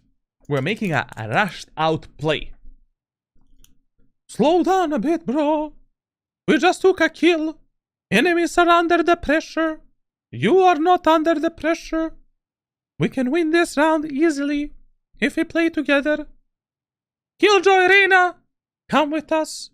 Don't push the window alone. Tell the Cypher to chill a bit. To take the, I don't know, fucking morphine or something. And let's execute B set, you know, together as 5. Instead of picking solo duels. You should run. Spike down B. And you should have been aware that Gecko is somewhere close because Gecko was always playing in the window and always playing on the B side. Like, basically, listen. The easiest way to win matches in Valorant is by abusing and countering the enemy's repetitiveness. Like, in the low ranks and medium ranks, as much as you focus on your teammates and yourself, focus on enemies' patterns. One of the main things that players in Valorant are lacking is like more unpredictable gameplay and like deeper gameplay, essentially. Like deeper playbooks. Like players in Valorant are mega repetitive. Like a lot of times when I did some kind of an Iron to Radiant challenge, like from Iron 1 to Immortal 3, I'm not really doing some great plays myself. I mean, I'm doing good plays, but I'm not really outplaying the enemies. I'm just abusing the mistakes that they're making and their repetitiveness. Like this whole match, Killjoy was passively playing on B, Gecko was in the window, Reyna was peeking in the showers, Viper was in A short, lamps, defending the lamps, and Raze was on the A side, defending the A short with Viper. If they played like that for 7 rounds in a row, what makes you believe that in this 8th round, they're gonna change something?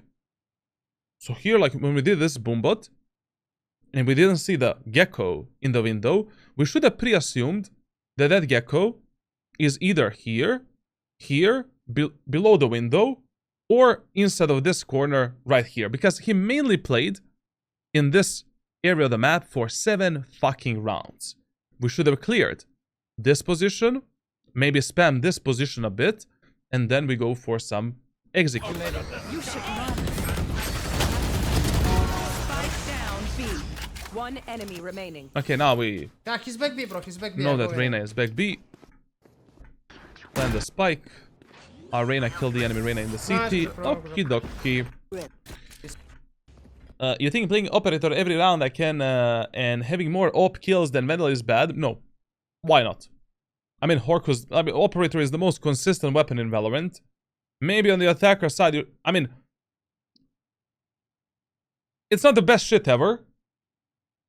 Because sometimes it's easier countering the enemies with the Judge, Stinger, Vandal, Phantom. Depends, you know, on your economy, enemy's economy, like, stuff like that. But if you're a really good op player, why not? I mean, Horcus is using Operator, like, 24/7. And listen, please, for the love of God, whenever you're pushing the A site of Bind, primarily start in this left area of the map. So you can jump spot the enemies before your teammates even peek them.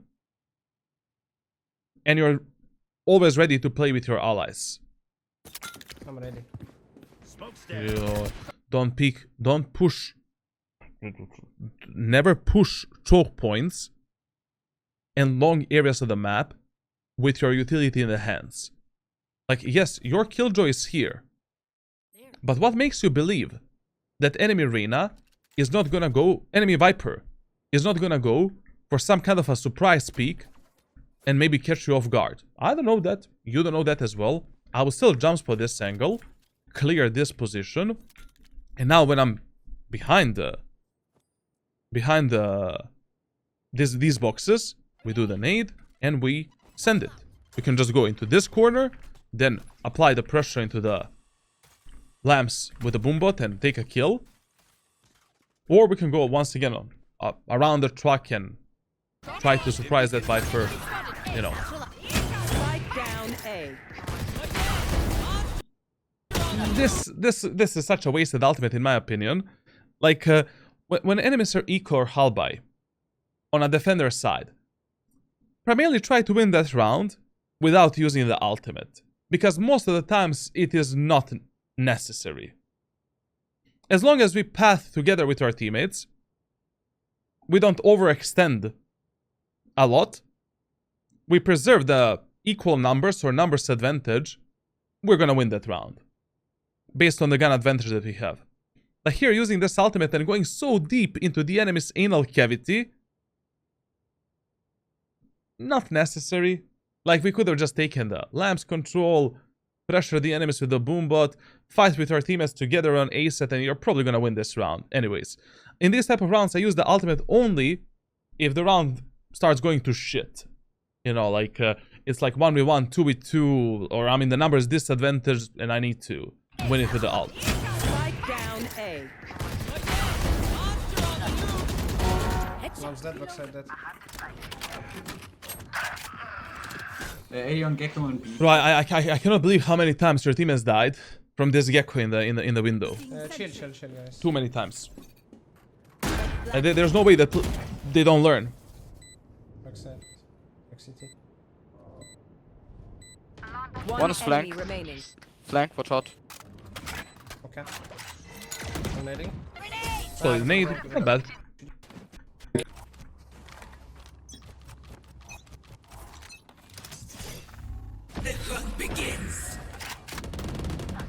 Okay. Okay, this is the first time we saw the enemy Viper playing on B side and picking the B short differently. So in this round, we should expect something different from the enemy team. Like, they changed something. So right now, I would definitely throw the boombot for the B long, because Reyna might be there ready for the flash and with this ultimate to kill us. Like, whenever you see some kind of a change in enemies' positioning and how they play, expect everything on that map. Very good. Very nice. Spike down B.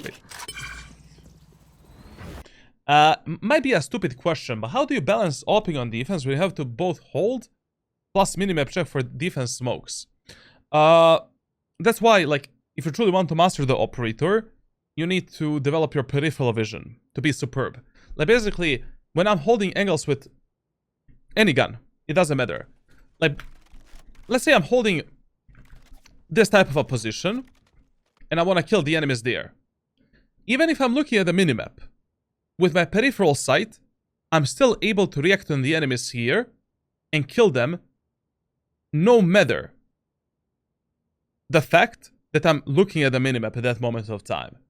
There's a lot of peripheral vision trainings that you can do in Valorant, of course outside of Valorant as well, and that is one of the main things that I recommend players to train instead of my coaching sessions. Like, you should be able to react on the changes of colors even without looking directly on that angle that you're holding with your main vision. Grenade.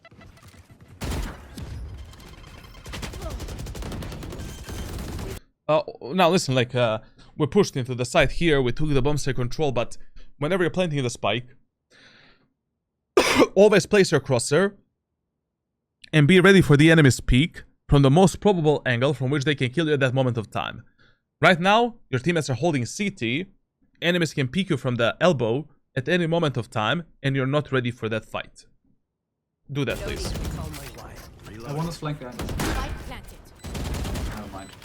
Reloading. Launching smoke. Enemy defenders one. Reloading.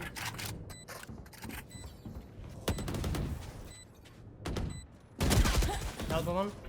To be honest, like, right now, yes, we are a bit overstacked onto the bomb site, but I really don't see a reason why would we leave our teammates anywhere. Like, you should have continued playing, like, instead of the actual site here. Like, we're having the numbers advantage. Enemies don't have any ultimate to actually flush us from the bomb site, to push us and to kill us. Like, there's really no reason for you to fight for more space or to isolate some 1v1 duels here. Like, you should have just stayed, like, inside of the site and play with your allies. The only time when you want to fight for more space on in the postpoints is, like, when enemies have some really great utility to just fucking demolish you on the site. But they don't have that here. Elbow. Taking this duel was really, like, unnecessary. Good. You think I should use the operator zoom? Yes. Like, whenever you're holding tight angles and long range corridors, double zoom, and that's it.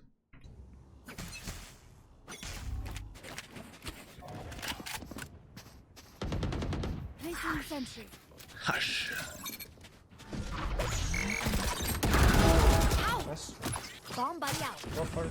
And you really need to avoid this habit of pulling out your utility while you're pushing through the choke points. Like, first clear the choke points, jump spot, you know, these main areas of the map, and then pull out your utility when you're absolutely safe.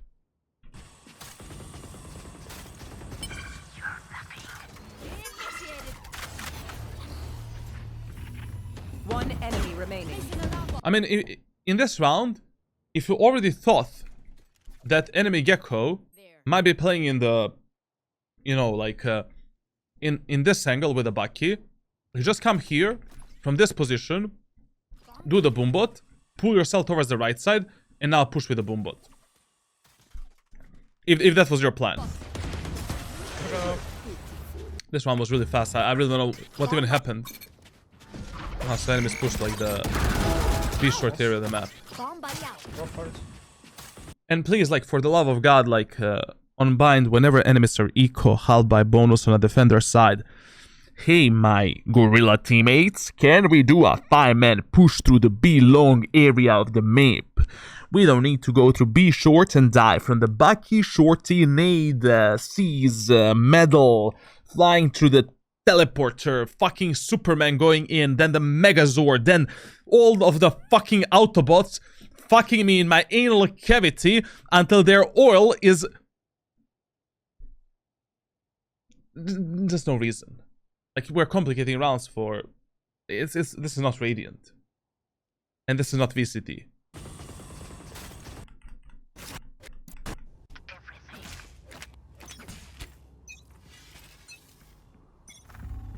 And to be honest, like, you know, one more thing that you should pay attention on is, like, whenever you, like, whenever you notice that your teammates are dying somewhere a lot, on the attacker side, go and support them.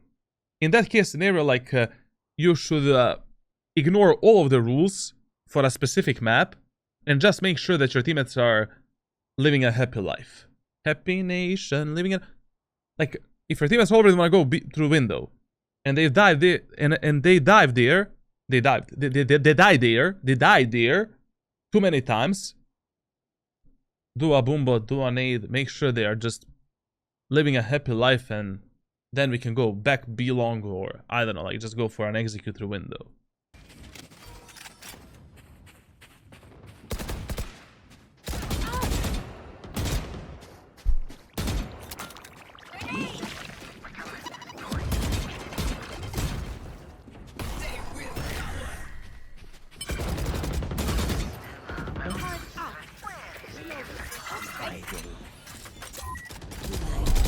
Ultimate? Ultimate?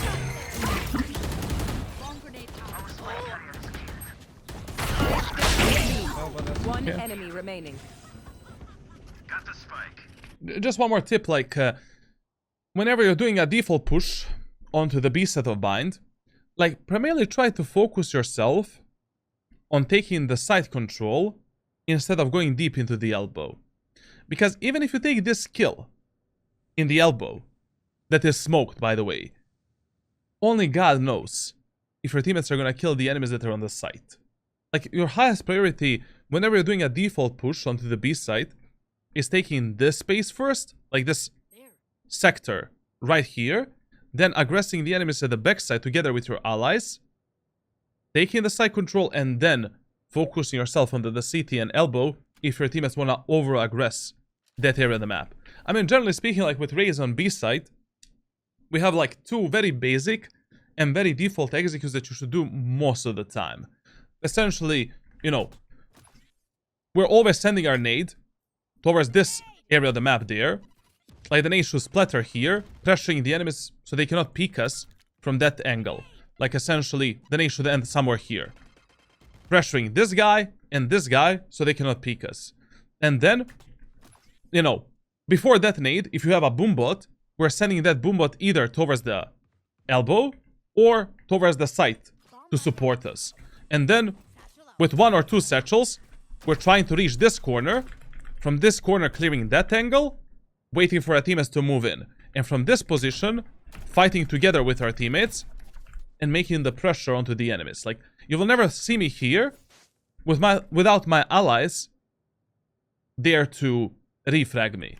When you're going through window, same shit. Like, basically, you want to do the boombot on the left side, nade for this angle, one satchel, and just... I missed it. One satchel, and just get into this position. Clear under the window, and then from this spot, we are aggressing the enemies together with our allies, using this as a cover, and moving in together with our teammates. Or we can send a nade for the left side, boombot for the right side, and then just go out into this spot.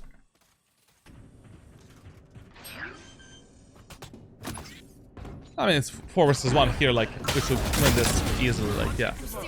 That's okay. To be honest, like, it's a bit of a miracle that we actually won 8 rounds on the attacker side, considering how our teammates played and what type of strategies we actually performed.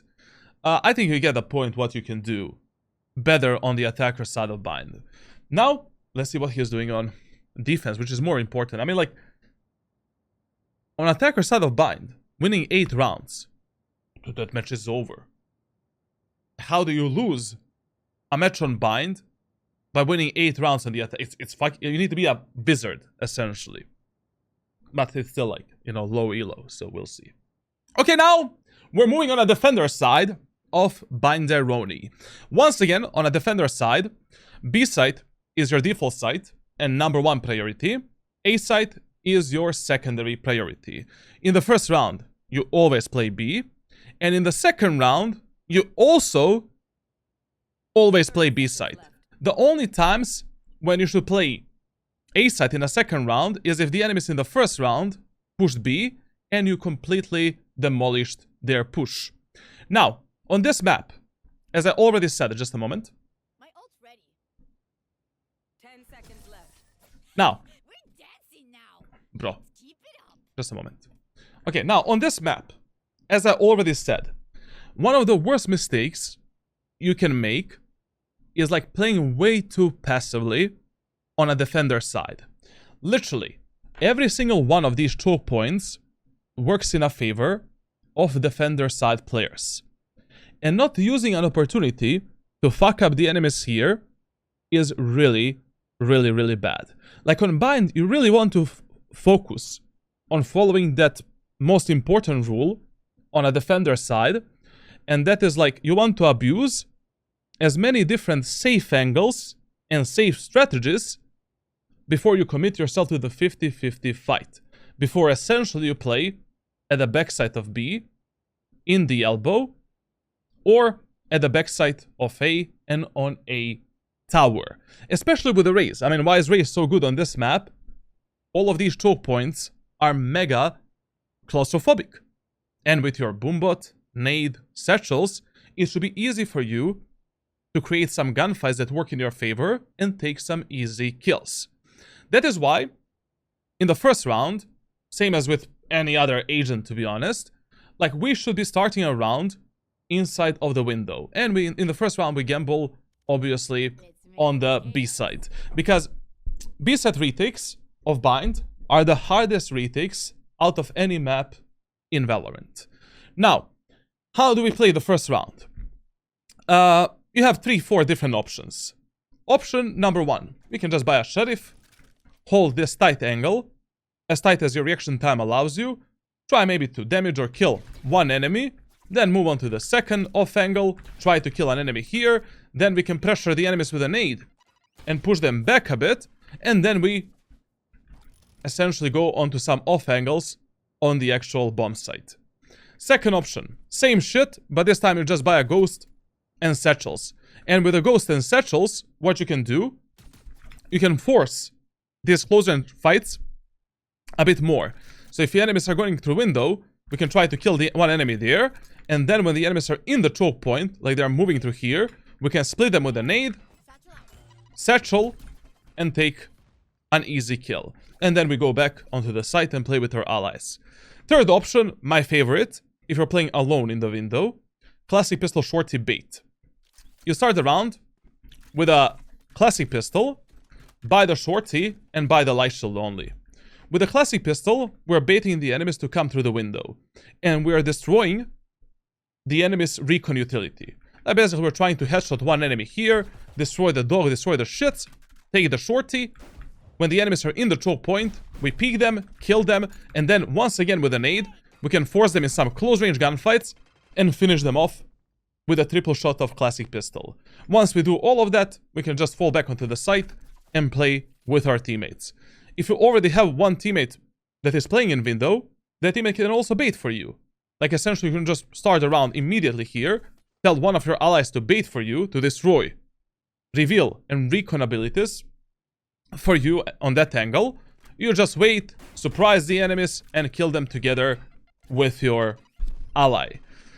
Whatever you do from these like strats is completely fine. And if the enemies are pushing A site, just take the classic pistol and do a fast rotation onto the A. Even though the Bind is a slow rotation map, like basically your rotations needs to be based on certain factors and indicators, you know, like how the enemies are playing, like how fast they're pushing, are they always playing together as 5, how much space they have taken from your teammates. I mean, like if enemies are already here, you see them moving through the choke point, like you instantly rotate yourself all of the fucking map control immediately, and you're trying to help your teammates. Are your teammates dead or alive? So you need to base your rotations based on enormous amount of information.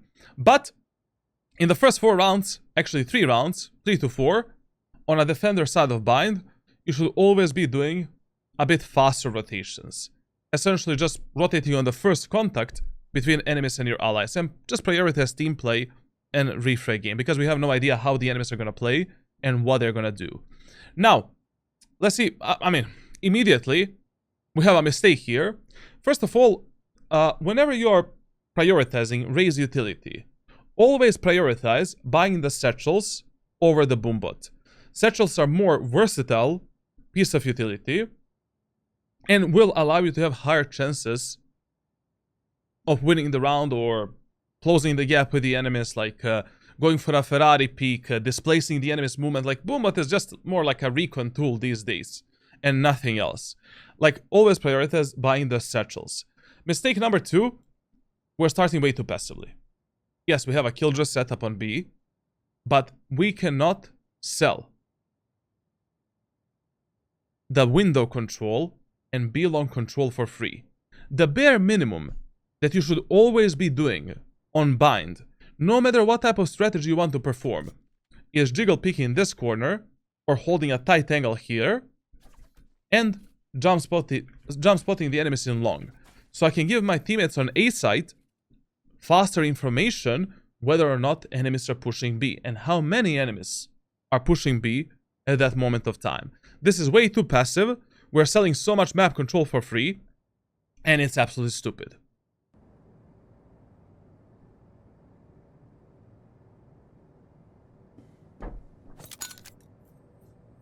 This is gonna be interesting.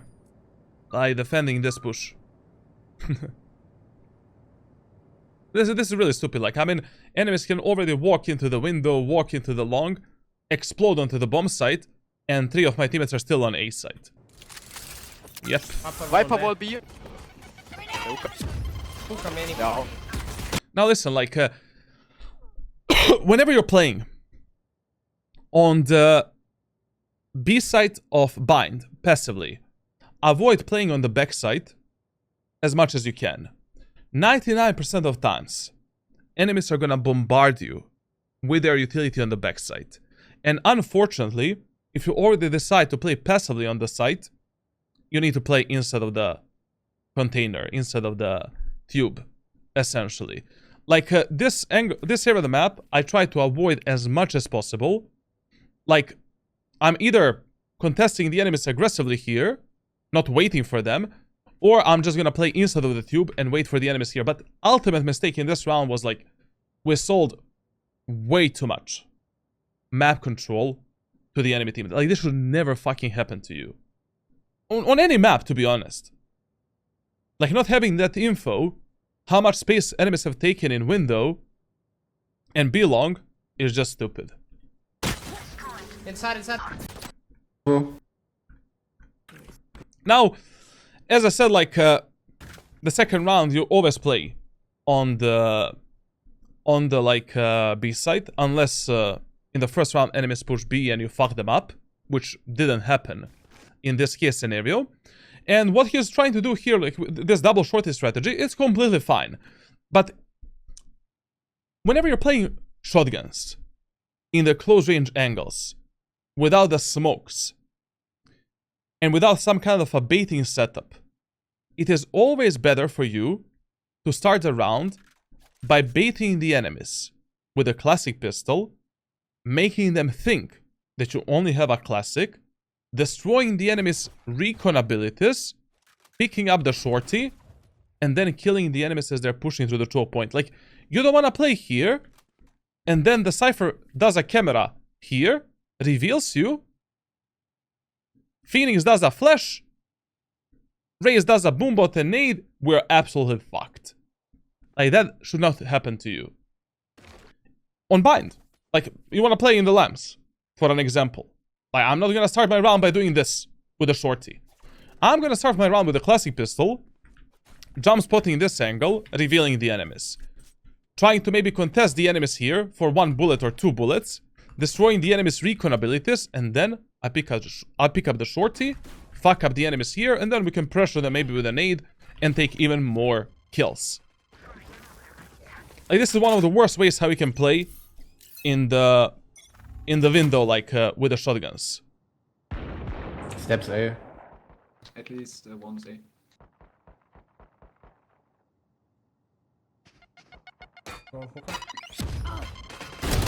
This is what I was talking about, like, I mean, and especially against the Raze, you know, playing on the enemy Raze, playing on the left side here is most of the times a suicide.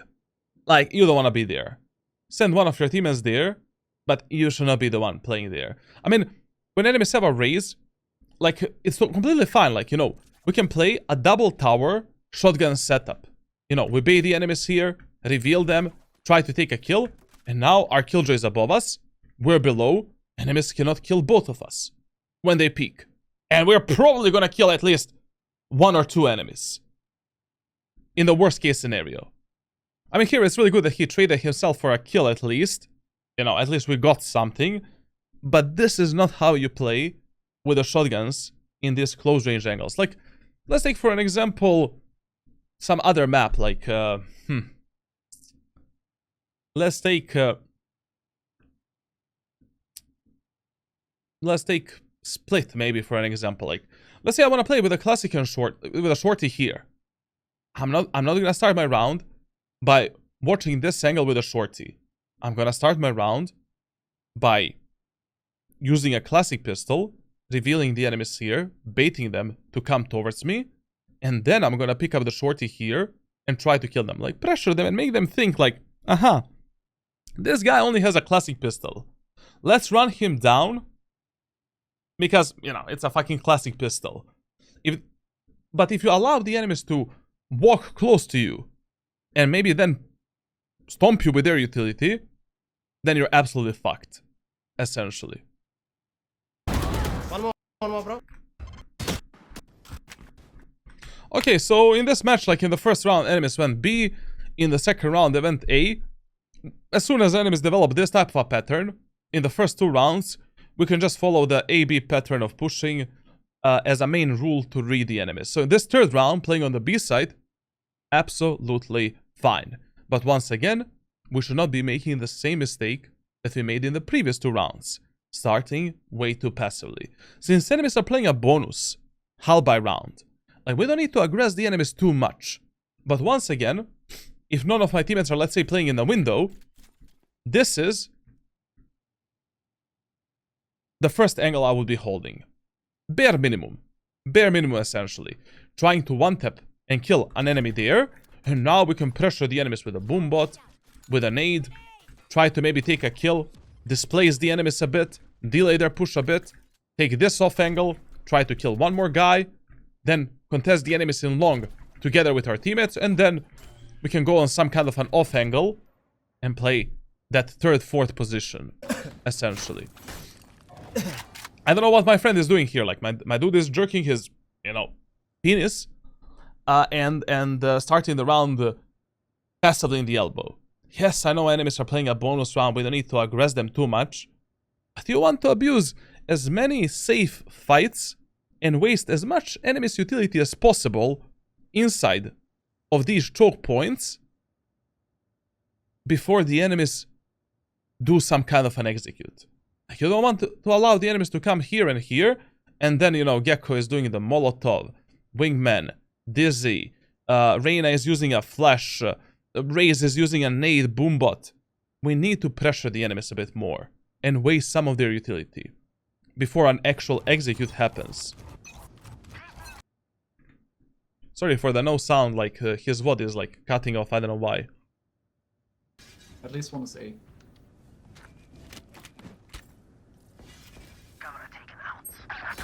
This is an instant rotation.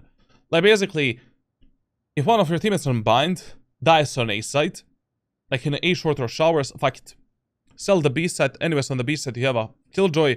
I would just instantly rotate on A. It's way too early in a match to tell how good and how bad our teammates are, and we need to support our Cypher on A as soon as possible. This is a stupid play for this round, because enemies are playing a bonus eco round, and anyways, taking a teleporter this early on against multiple enemies in the showers is a suicide play. We might just get stuck in the teleporter, and yeah, it's gonna be interesting round. Like, early on, like, don't use the TPs to actually rotate. Try to rotate mainly through the CT area of the map, and only use the teleports later on if you think that that teleport play can work to pinch the enemies and actually kill them. Here we should have already been like close to the Brimstone and defending the A side with him. They're already in showers. Nah, man. This round is GG. Here, we are 2 versus 4. We're far away from the A side. We have a full buy. We're 8-6.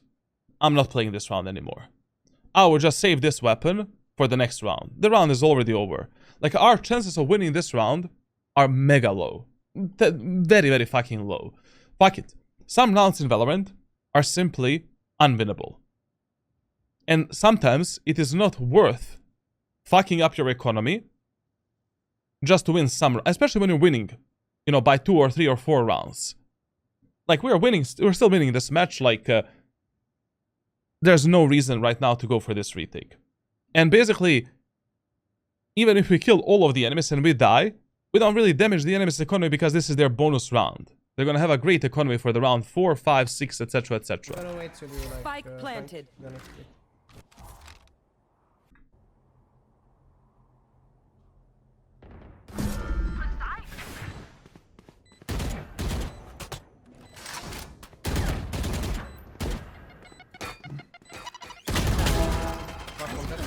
Last player standing. As I said, like, this is way too hard, like, and especially here when he was left, like, with 34 HP, like, abandon the mission. Like, you have 34 HP, like, 2 enemies are alive, like, they have a Viper, Molly, Reyna, Lear, like, some, like, you really, like, one thing that Valorant players are not doing enough, compared to Counter-Strike players, is saving. Like, sometimes it is just better to preserve your economy, just to have higher chances of winning the next round. Like, not every round you can, you know, every round is winnable, but it doesn't make sense trying to win every fucking round in Valorant. Chill out.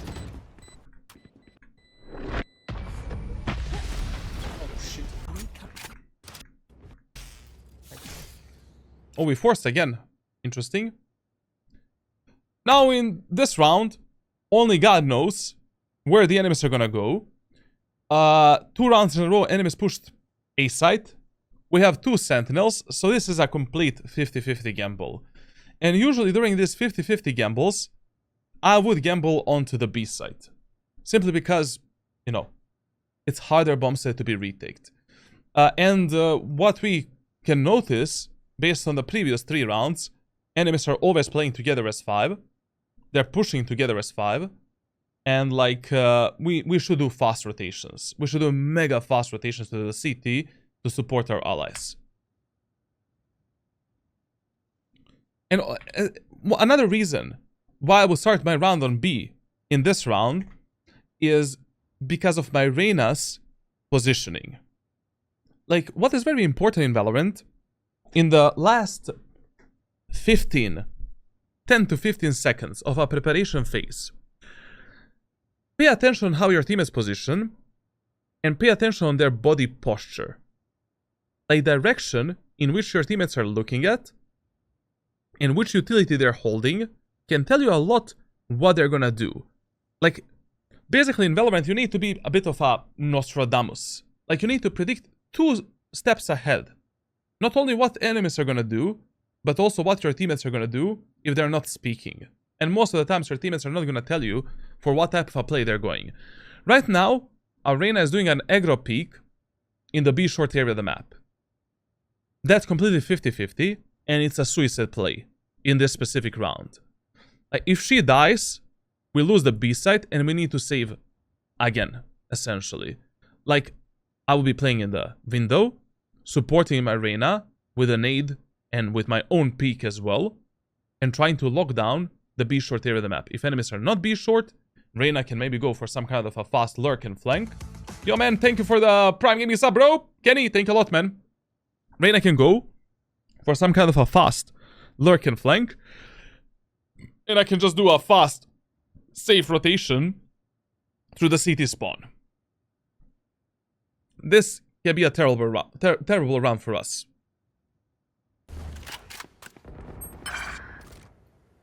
And it's gonna be a terrible round for us, yeah? Awesome. Generally speaking, like, when you see that your teammates are going for this aggro peak in B short, you should always support them. Because it is one of the worst peaks that you can do in the game alone. Literally the worst. Like, that peak is almost never worth it. Unless you're playing Chamber with teleport and the Jet with the dash ability.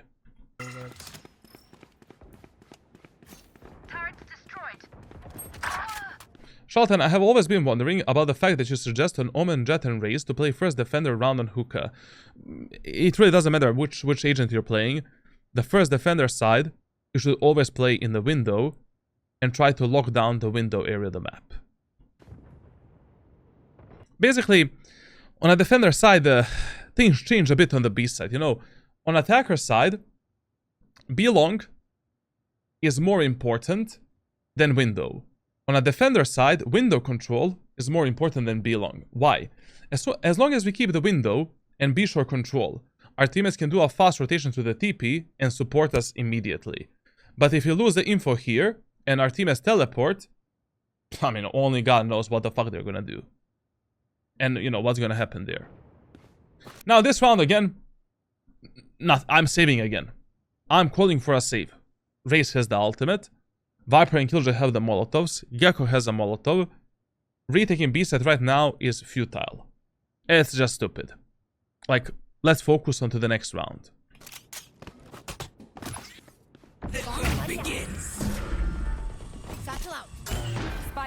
Listen, whenever you're doing the Raze satchels, like, please also use the Raze satchels as a recon ability. You know, flick left and right a bit. Like, if you're going here, do this at least. To see if some enemies are maybe here, you know, waiting for you there, so we can turn our focus towards these enemies, kill them first, and then we move into the window. But this is just a suicide play. Planted. What the fuck? Nah, this was really like just Sudoku. Not every round is winnable in Valorant. Like, chill a bit. You know, we got good information how enemies are playing on an attacker side. They're playing together as 5. They're pushing fast. Our teammates are not that good. We need to contest enemies more in main areas of the maps and do faster rotations. Like, we already got the info. Like, if we just saved our gun from the previous 2 rounds, we would have had much better economy to play this round and the future rounds as well. Instead of playing a fucking stinger now with the ultimate. Just watch it. Now in this round, to be honest, I would gamble on the A side. Because once again, enemies have developed the AB pattern of pushing. And chances are a lot higher that enemies are gonna go A. And maybe, since this is an eco round, what I would do in this round, I would not buy anything. I would just buy a heavy shield with a classic pistol. And play with my ultimate. And I would just go for the fast ultimate play in the... Sorry, I switched my ultimate to X. Like, I would just go for the fast ultimate play in the A short area of the map. I would ask my Brimstone Zinho, can you please smoke this angle? We don't have any flash, so we cannot do a flash. Focus on killing the enemies here. Lock down that area of the map, then we can use a boombot and nade to pressure the enemies here, take the guns from the enemies, and potentially win this round.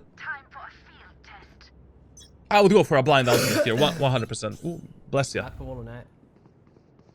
Grenade. Satchel up. Yeah, yeah. I mean, when you're doing this play, you really want to have a smoke for either left or right side. Like, I mean, if your Brimstone is already starting on B side, then tell him to smoke this area of the map, you know? Or tell him to do this type of a smoke. Do the ultimate here, and then we can send the, you know, the boombot towards the right side, and we can lock the left side with a stinger and maybe outplay the enemies with the smoke with a close range weapon. Like, doing this play without a smoke on any of these sides is just a suicide.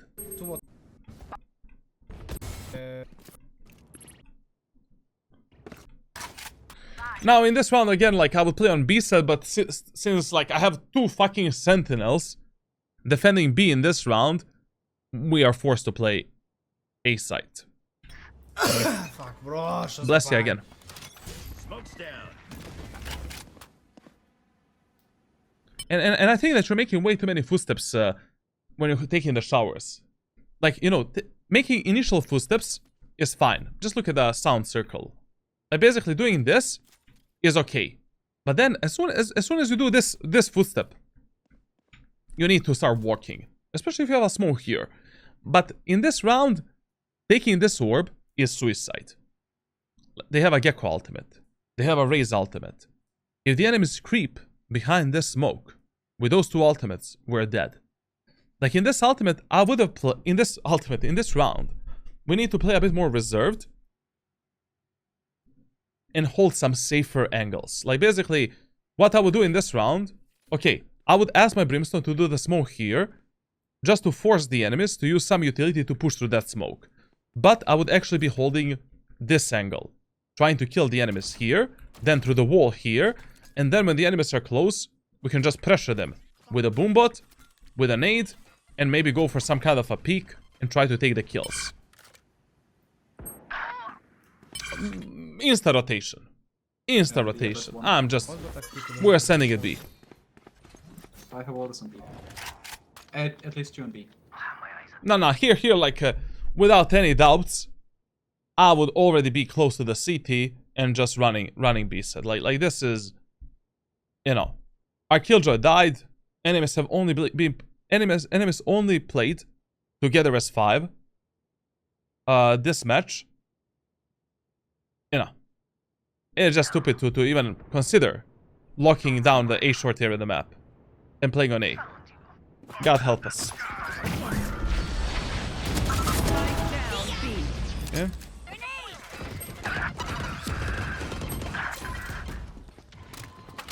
Welcome to my world.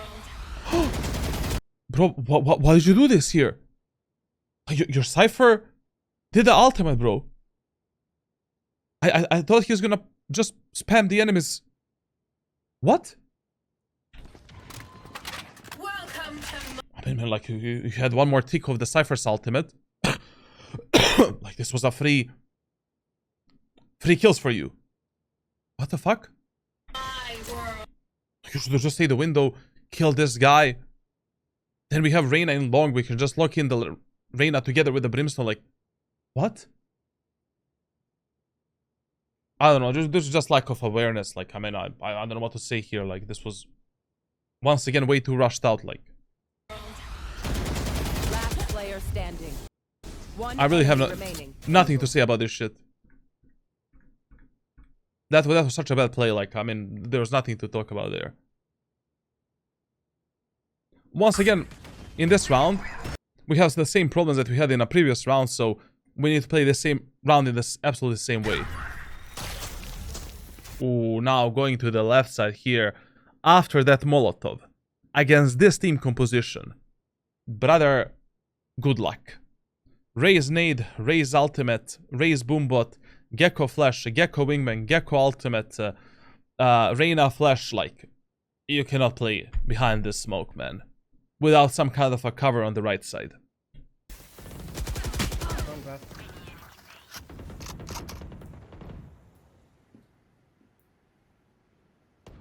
Fire in the hole.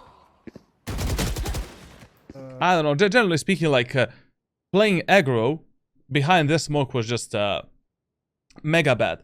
And generally speaking, like, when the enemies have so much great utility to push the A site, like, why do I prioritize this as my starting position? So I don't go way too deep into the showers, and my teammates start dying from the enemy's ultimate abilities in the A short. Like, I still want to lock in this, and maybe delay the enemy's push a bit with a boombot, and I can still support my teammates with this type of a nade if the enemies are moving in.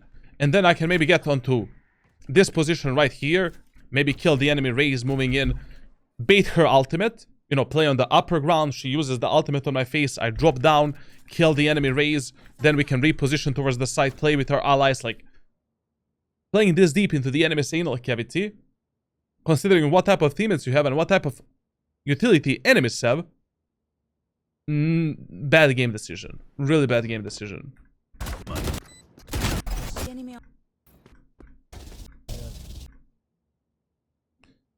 If you want to play here, we need to have a smoke. Like, here you really need to have a smoke from your Brimstone Zingo on top of you. Once again, fast rotation. We don't have a window control. So what we can do right now, because we're playing some kind of a eco hull by round, like, I would actually use a teleporter together with my Brimstone and with a boombot and nade, and just try to pressure the enemies fast into the window. That might be the only chance for me to get the kills and support my teammates on the B side before they start dying. And doing such a fast rotation here is completely fine, because we know the enemy's main playstyle and main pattern of pushing.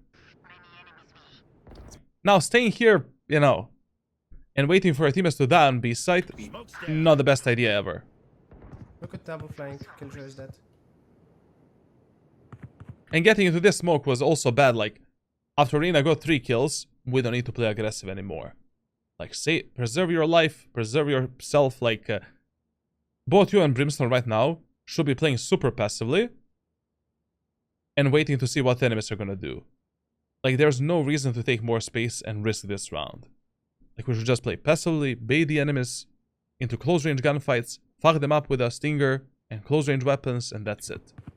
If you and Brimstone die right now, round is losable. And your teammates on B set, I mean, with a Killjoy setup, with a Cypher setup, like, there's... I mean, if they lose this round on B, 3 versus 2, with so much utility, there's nothing better you could have done, literally. It's still a team play game, I mean, like, like... But anyways, here, as I said, like, the best play was, like, as the Reyna was contesting enemies in long, we should have used the teleporter to fuck up the enemies in B short before they started storming out our Killjoy and Cypher on site. Now, here we come to a very interesting scenario in Valorant. So, we know that enemy Gecko is here. Enemy Raze is here. Whenever enemies are so separated, like enemies have 2 group of players that are completely separated, you want to isolate one group of the players before they connect with each other. Basically, the group of the players that is easiest for you to kill or that is closest to you. So right now, we should just pinch this Raze, deal with her, and then focus on winning this 4v1 round with a retake on A site. If we allow the Raze to live a life and maybe kill our Brimstone, or we die from the Gecko, that's gonna be terrible. Spike planted. One enemy remaining. It's A side, it's planted. Now, remember, whenever you're playing against the Gecko, like, he has a wingman. He probably planted the spike with the wingman. And right now, he's probably somewhere close to the CT. Or he maybe pushed you as well. Like, there's no way this Gecko is gonna be playing on the site. Right now, I would give... You know, sometimes in Valorant, I like to give the ghost comms when they're not malicious. When there's no way that that ghost comm is gonna hurt my allies. Like, I would tell my Cypher and my Brimstone that Gecko can be A short and in the CT as well. And to be aware of that play. Because they're definitely not gonna be aware. For bathroom. Cypher is gonna die in maybe like 3, 2, 1. Okay, he lived a life. 1 HP for... Or, I mean, you should have expected this as well. Like, as I said, there was no reason for you to move here alone. Like, of course, this Gecko is gonna try to isolate some 1v1 fights and try to push you somewhere. You should have just played with your Brimstone through A short and do a 2-2 retake. 2 of you guys go short, 2 of you guys go CT. We cannot lose this round. Now, this is losable, considering what type of teammates we had. Like, you know... Now listen, on bind, 80% of times in ranked solo queue, when enemies have a Killjoy ultimate, they're probably gonna push the B site. Because the most effective Killjoy ultimate is in the B long area of the map right here. That is the only ultimate that we cannot destroy through the walls effectively, and the only ultimate that kind of covers the whole bomb site without any gaps, essentially. That's why in this round I would probably play B side, but I mean, we still have a Killjoy and Cypher there, like, I mean, but they're playing too passively, so only God knows, like, what's gonna happen here. And there is no way I would repeat that. Like, listen, one of the worst things you can do in Valorant is be way too repetitive on a defender's side. I don't repeat the same plays over and over again. If enemies saw you do something, change how you play that angle or that area of the map in the next round. You cannot do the same fucking play that we did 2 or 3 rounds in the showers. Enemies are gonna expect you here. Viper is gonna maul you again. Smoke's down.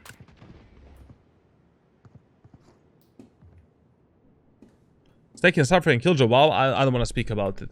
Now, in my opinion, like, when you're defending the showers, this should be your first contact. Like, just hold this angle as tight as your reaction time allows you. You will die 1 out of 10 times. Just hold it for the info. Don't give all of this space for the enemies for free.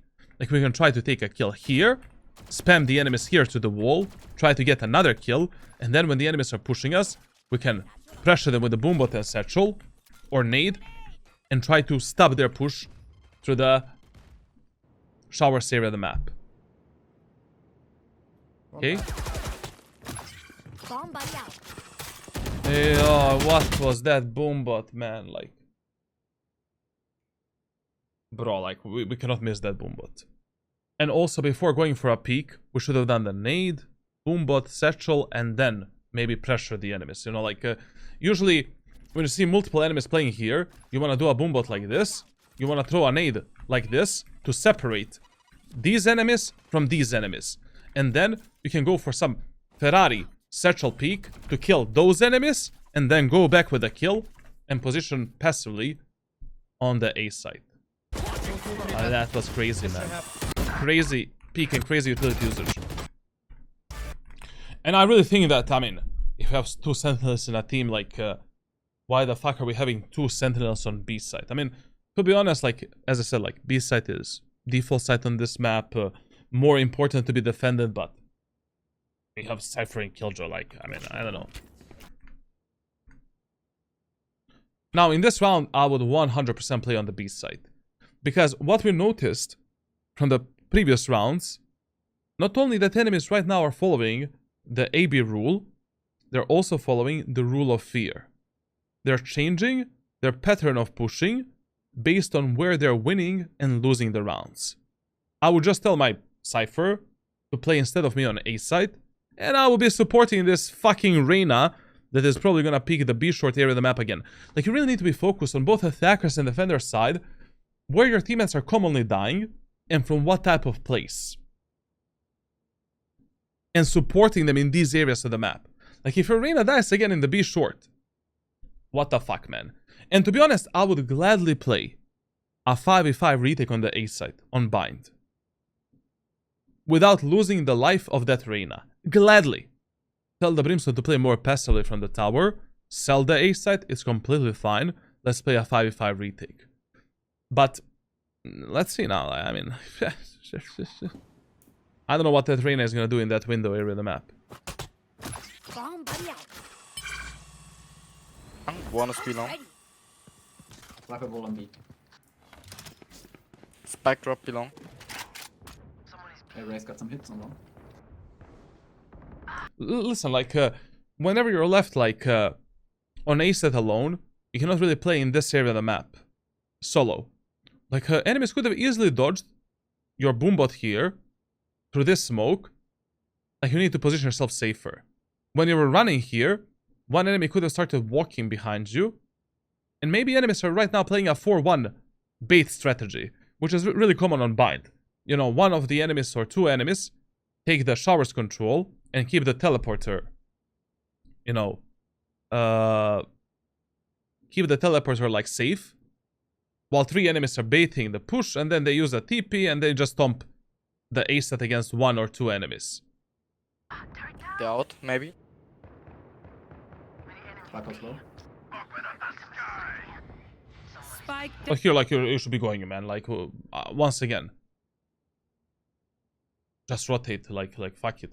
I mean, you see 3-4 enemies pushing through the B long. Like, I mean, at the end of the day, if we kill all of the enemies on B without any casualties, we're playing a 5v2, 5v1, 5v3 retake.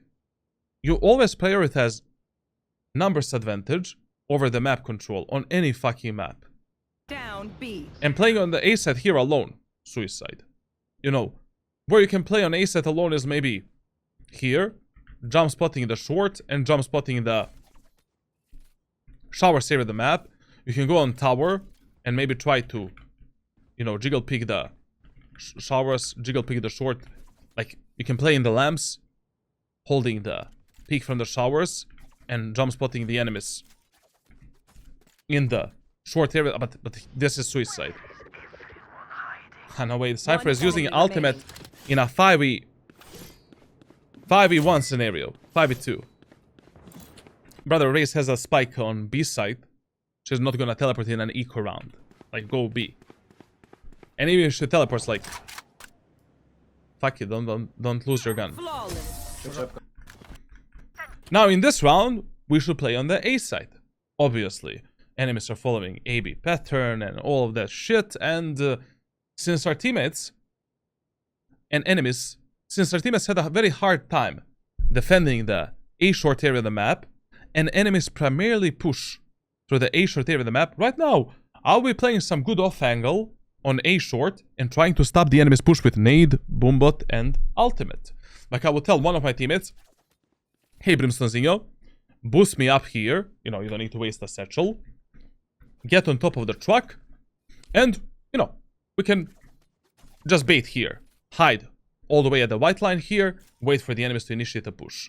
Brimstone can hold a safe angle into the showers there. We can try to surprise the enemies, and as the enemies are moving in, we can just bounce this nade, try to kill the enemies there, pressure them with a boombot, and fully stop their push with our... I don't know who's playing right now. With our Reyna in the... Safety's off. lamps area of the map. Or, you know, with the Raze, what's also good, if your teammates are alive here, just through the enemy smokes, we can pressure the enemies with a boombot, and then together with our Reyna, peek the enemies and fuck them up. Top wall A. Smoke's down. You're way too repetitive, man. And also, you've noticed that enemies like to molly this, they like to spam this smoke. Like, it's very, very dangerous what you're doing here.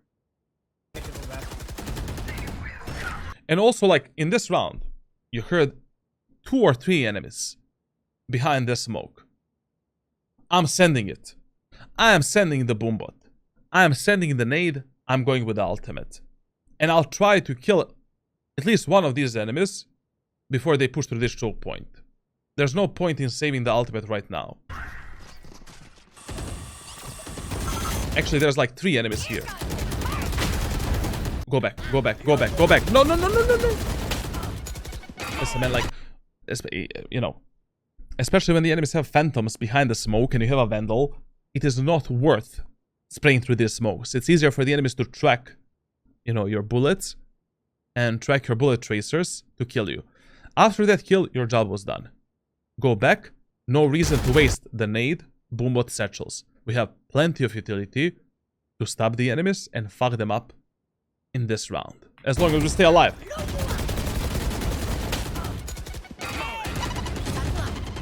I don't know, you lost a lot of HP here. And I have no idea how Raze died from that. What the fuck she did? How she died from the nade there? There's like at least one more bathroom. Now here, you should have repositioned all the way at the backside. Whenever you create a huge true numbers advantage, 5v3 is a true numbers advantage. Immediately, you play in a preservation mode. You play a baiting and trading game and mainly focus on the team play.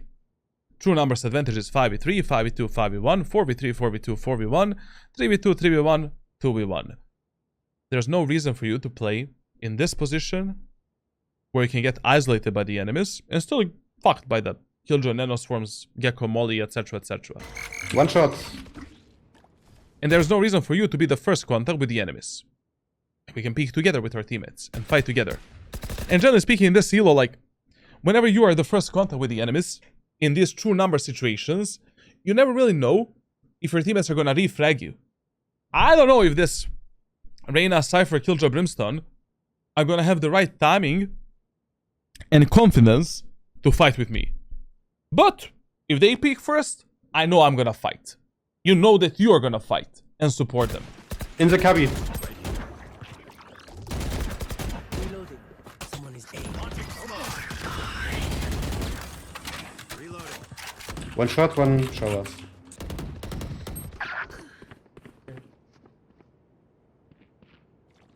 Too short sound cool.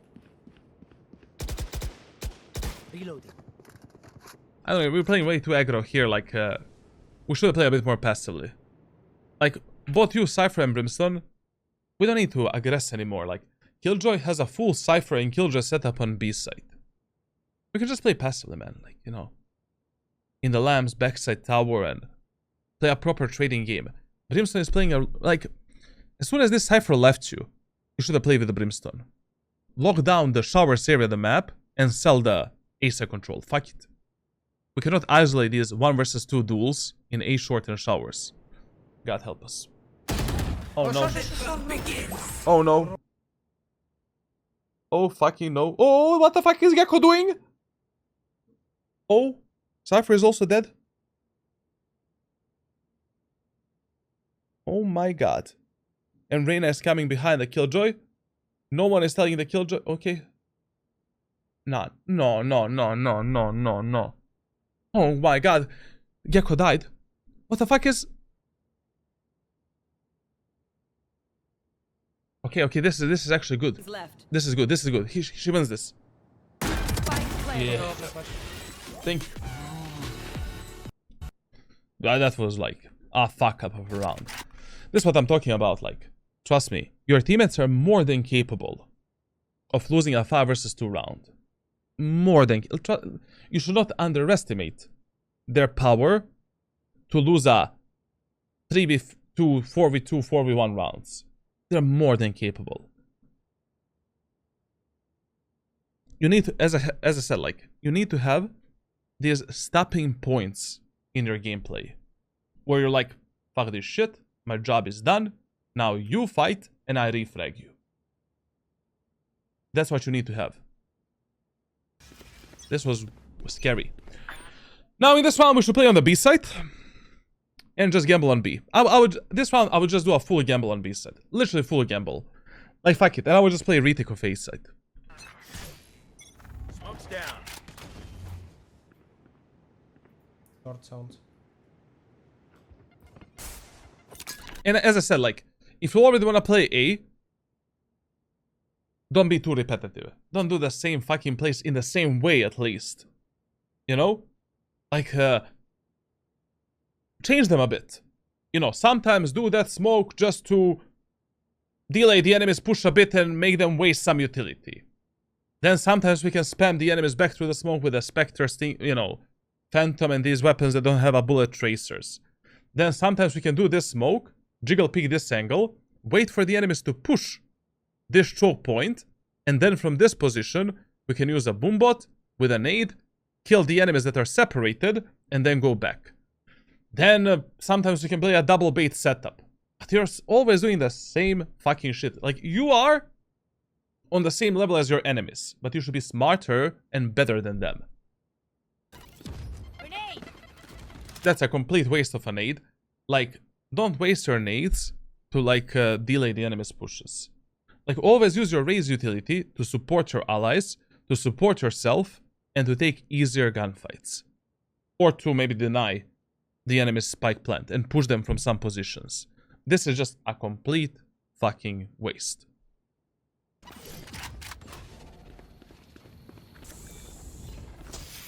And right now we have a problem, like, you know, we really don't know if one enemy maybe lurked through the showers. We should be, like, aware of that possibility. Okay. And one of the worst mistakes you can make during the retakes is playing alone. Chill here. Let the enemies have the A side. Let the enemies plant the spike. Wait for your Reyna, Cypher, and Killjoy to rotate, and let's retake this side together. It's okay. You don't need to be a hero. Nobody needs a hero in Valorant. I need a player that is able to close the rounds, win the rounds, and that is playing fucking smart.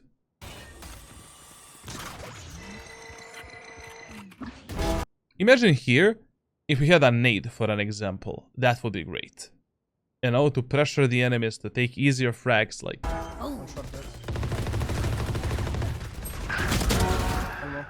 That would be amazing. One enemy remaining. Overall, a very interesting VOD reviews. A lot of the mistakes, left and right, especially on the attacker side.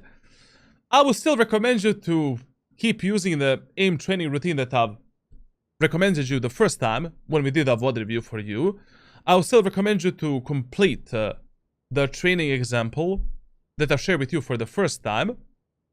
And you can use that training and that aim training routine all the way up to Ascendant 1. Once you reach Ascendant 1, then we can make some changes in terms of your training and aim training routine as well.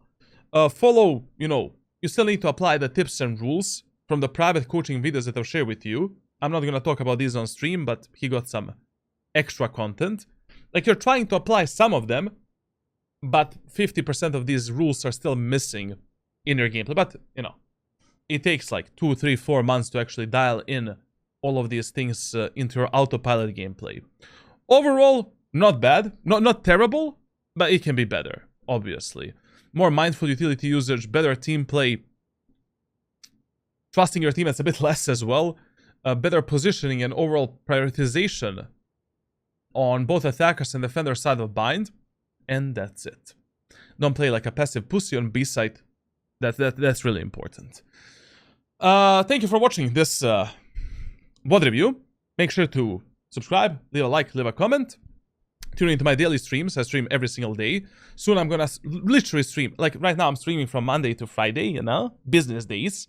But starting from January 2025, I'm gonna stream even on Saturdays, and only on Sundays I'm not gonna stream. That's my rest day, coaching day, private coaching day. Make sure to join my Discord server. Right now we have a giveaway for private coaching and Valorant points and that type of stuff. Also, if you want to get privately coached by me, which is much better, obviously, listen, guys. I mean, I don't want to boast about it, but I literally made the best fucking private coaching programs. Like, there is not a single other this YouTuber coach that will offer you better support than me. Not a single one of them. Whenever you buy my private coaching, you literally get my lifetime fucking support.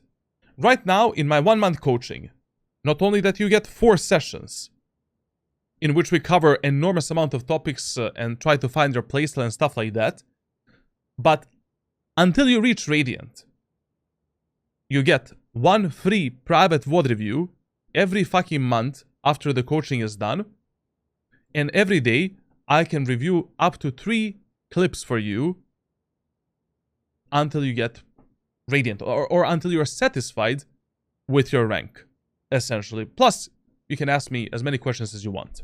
Okay, enough of this promotion. Thank you all for watching. I love you all, and I'll see you in the next one.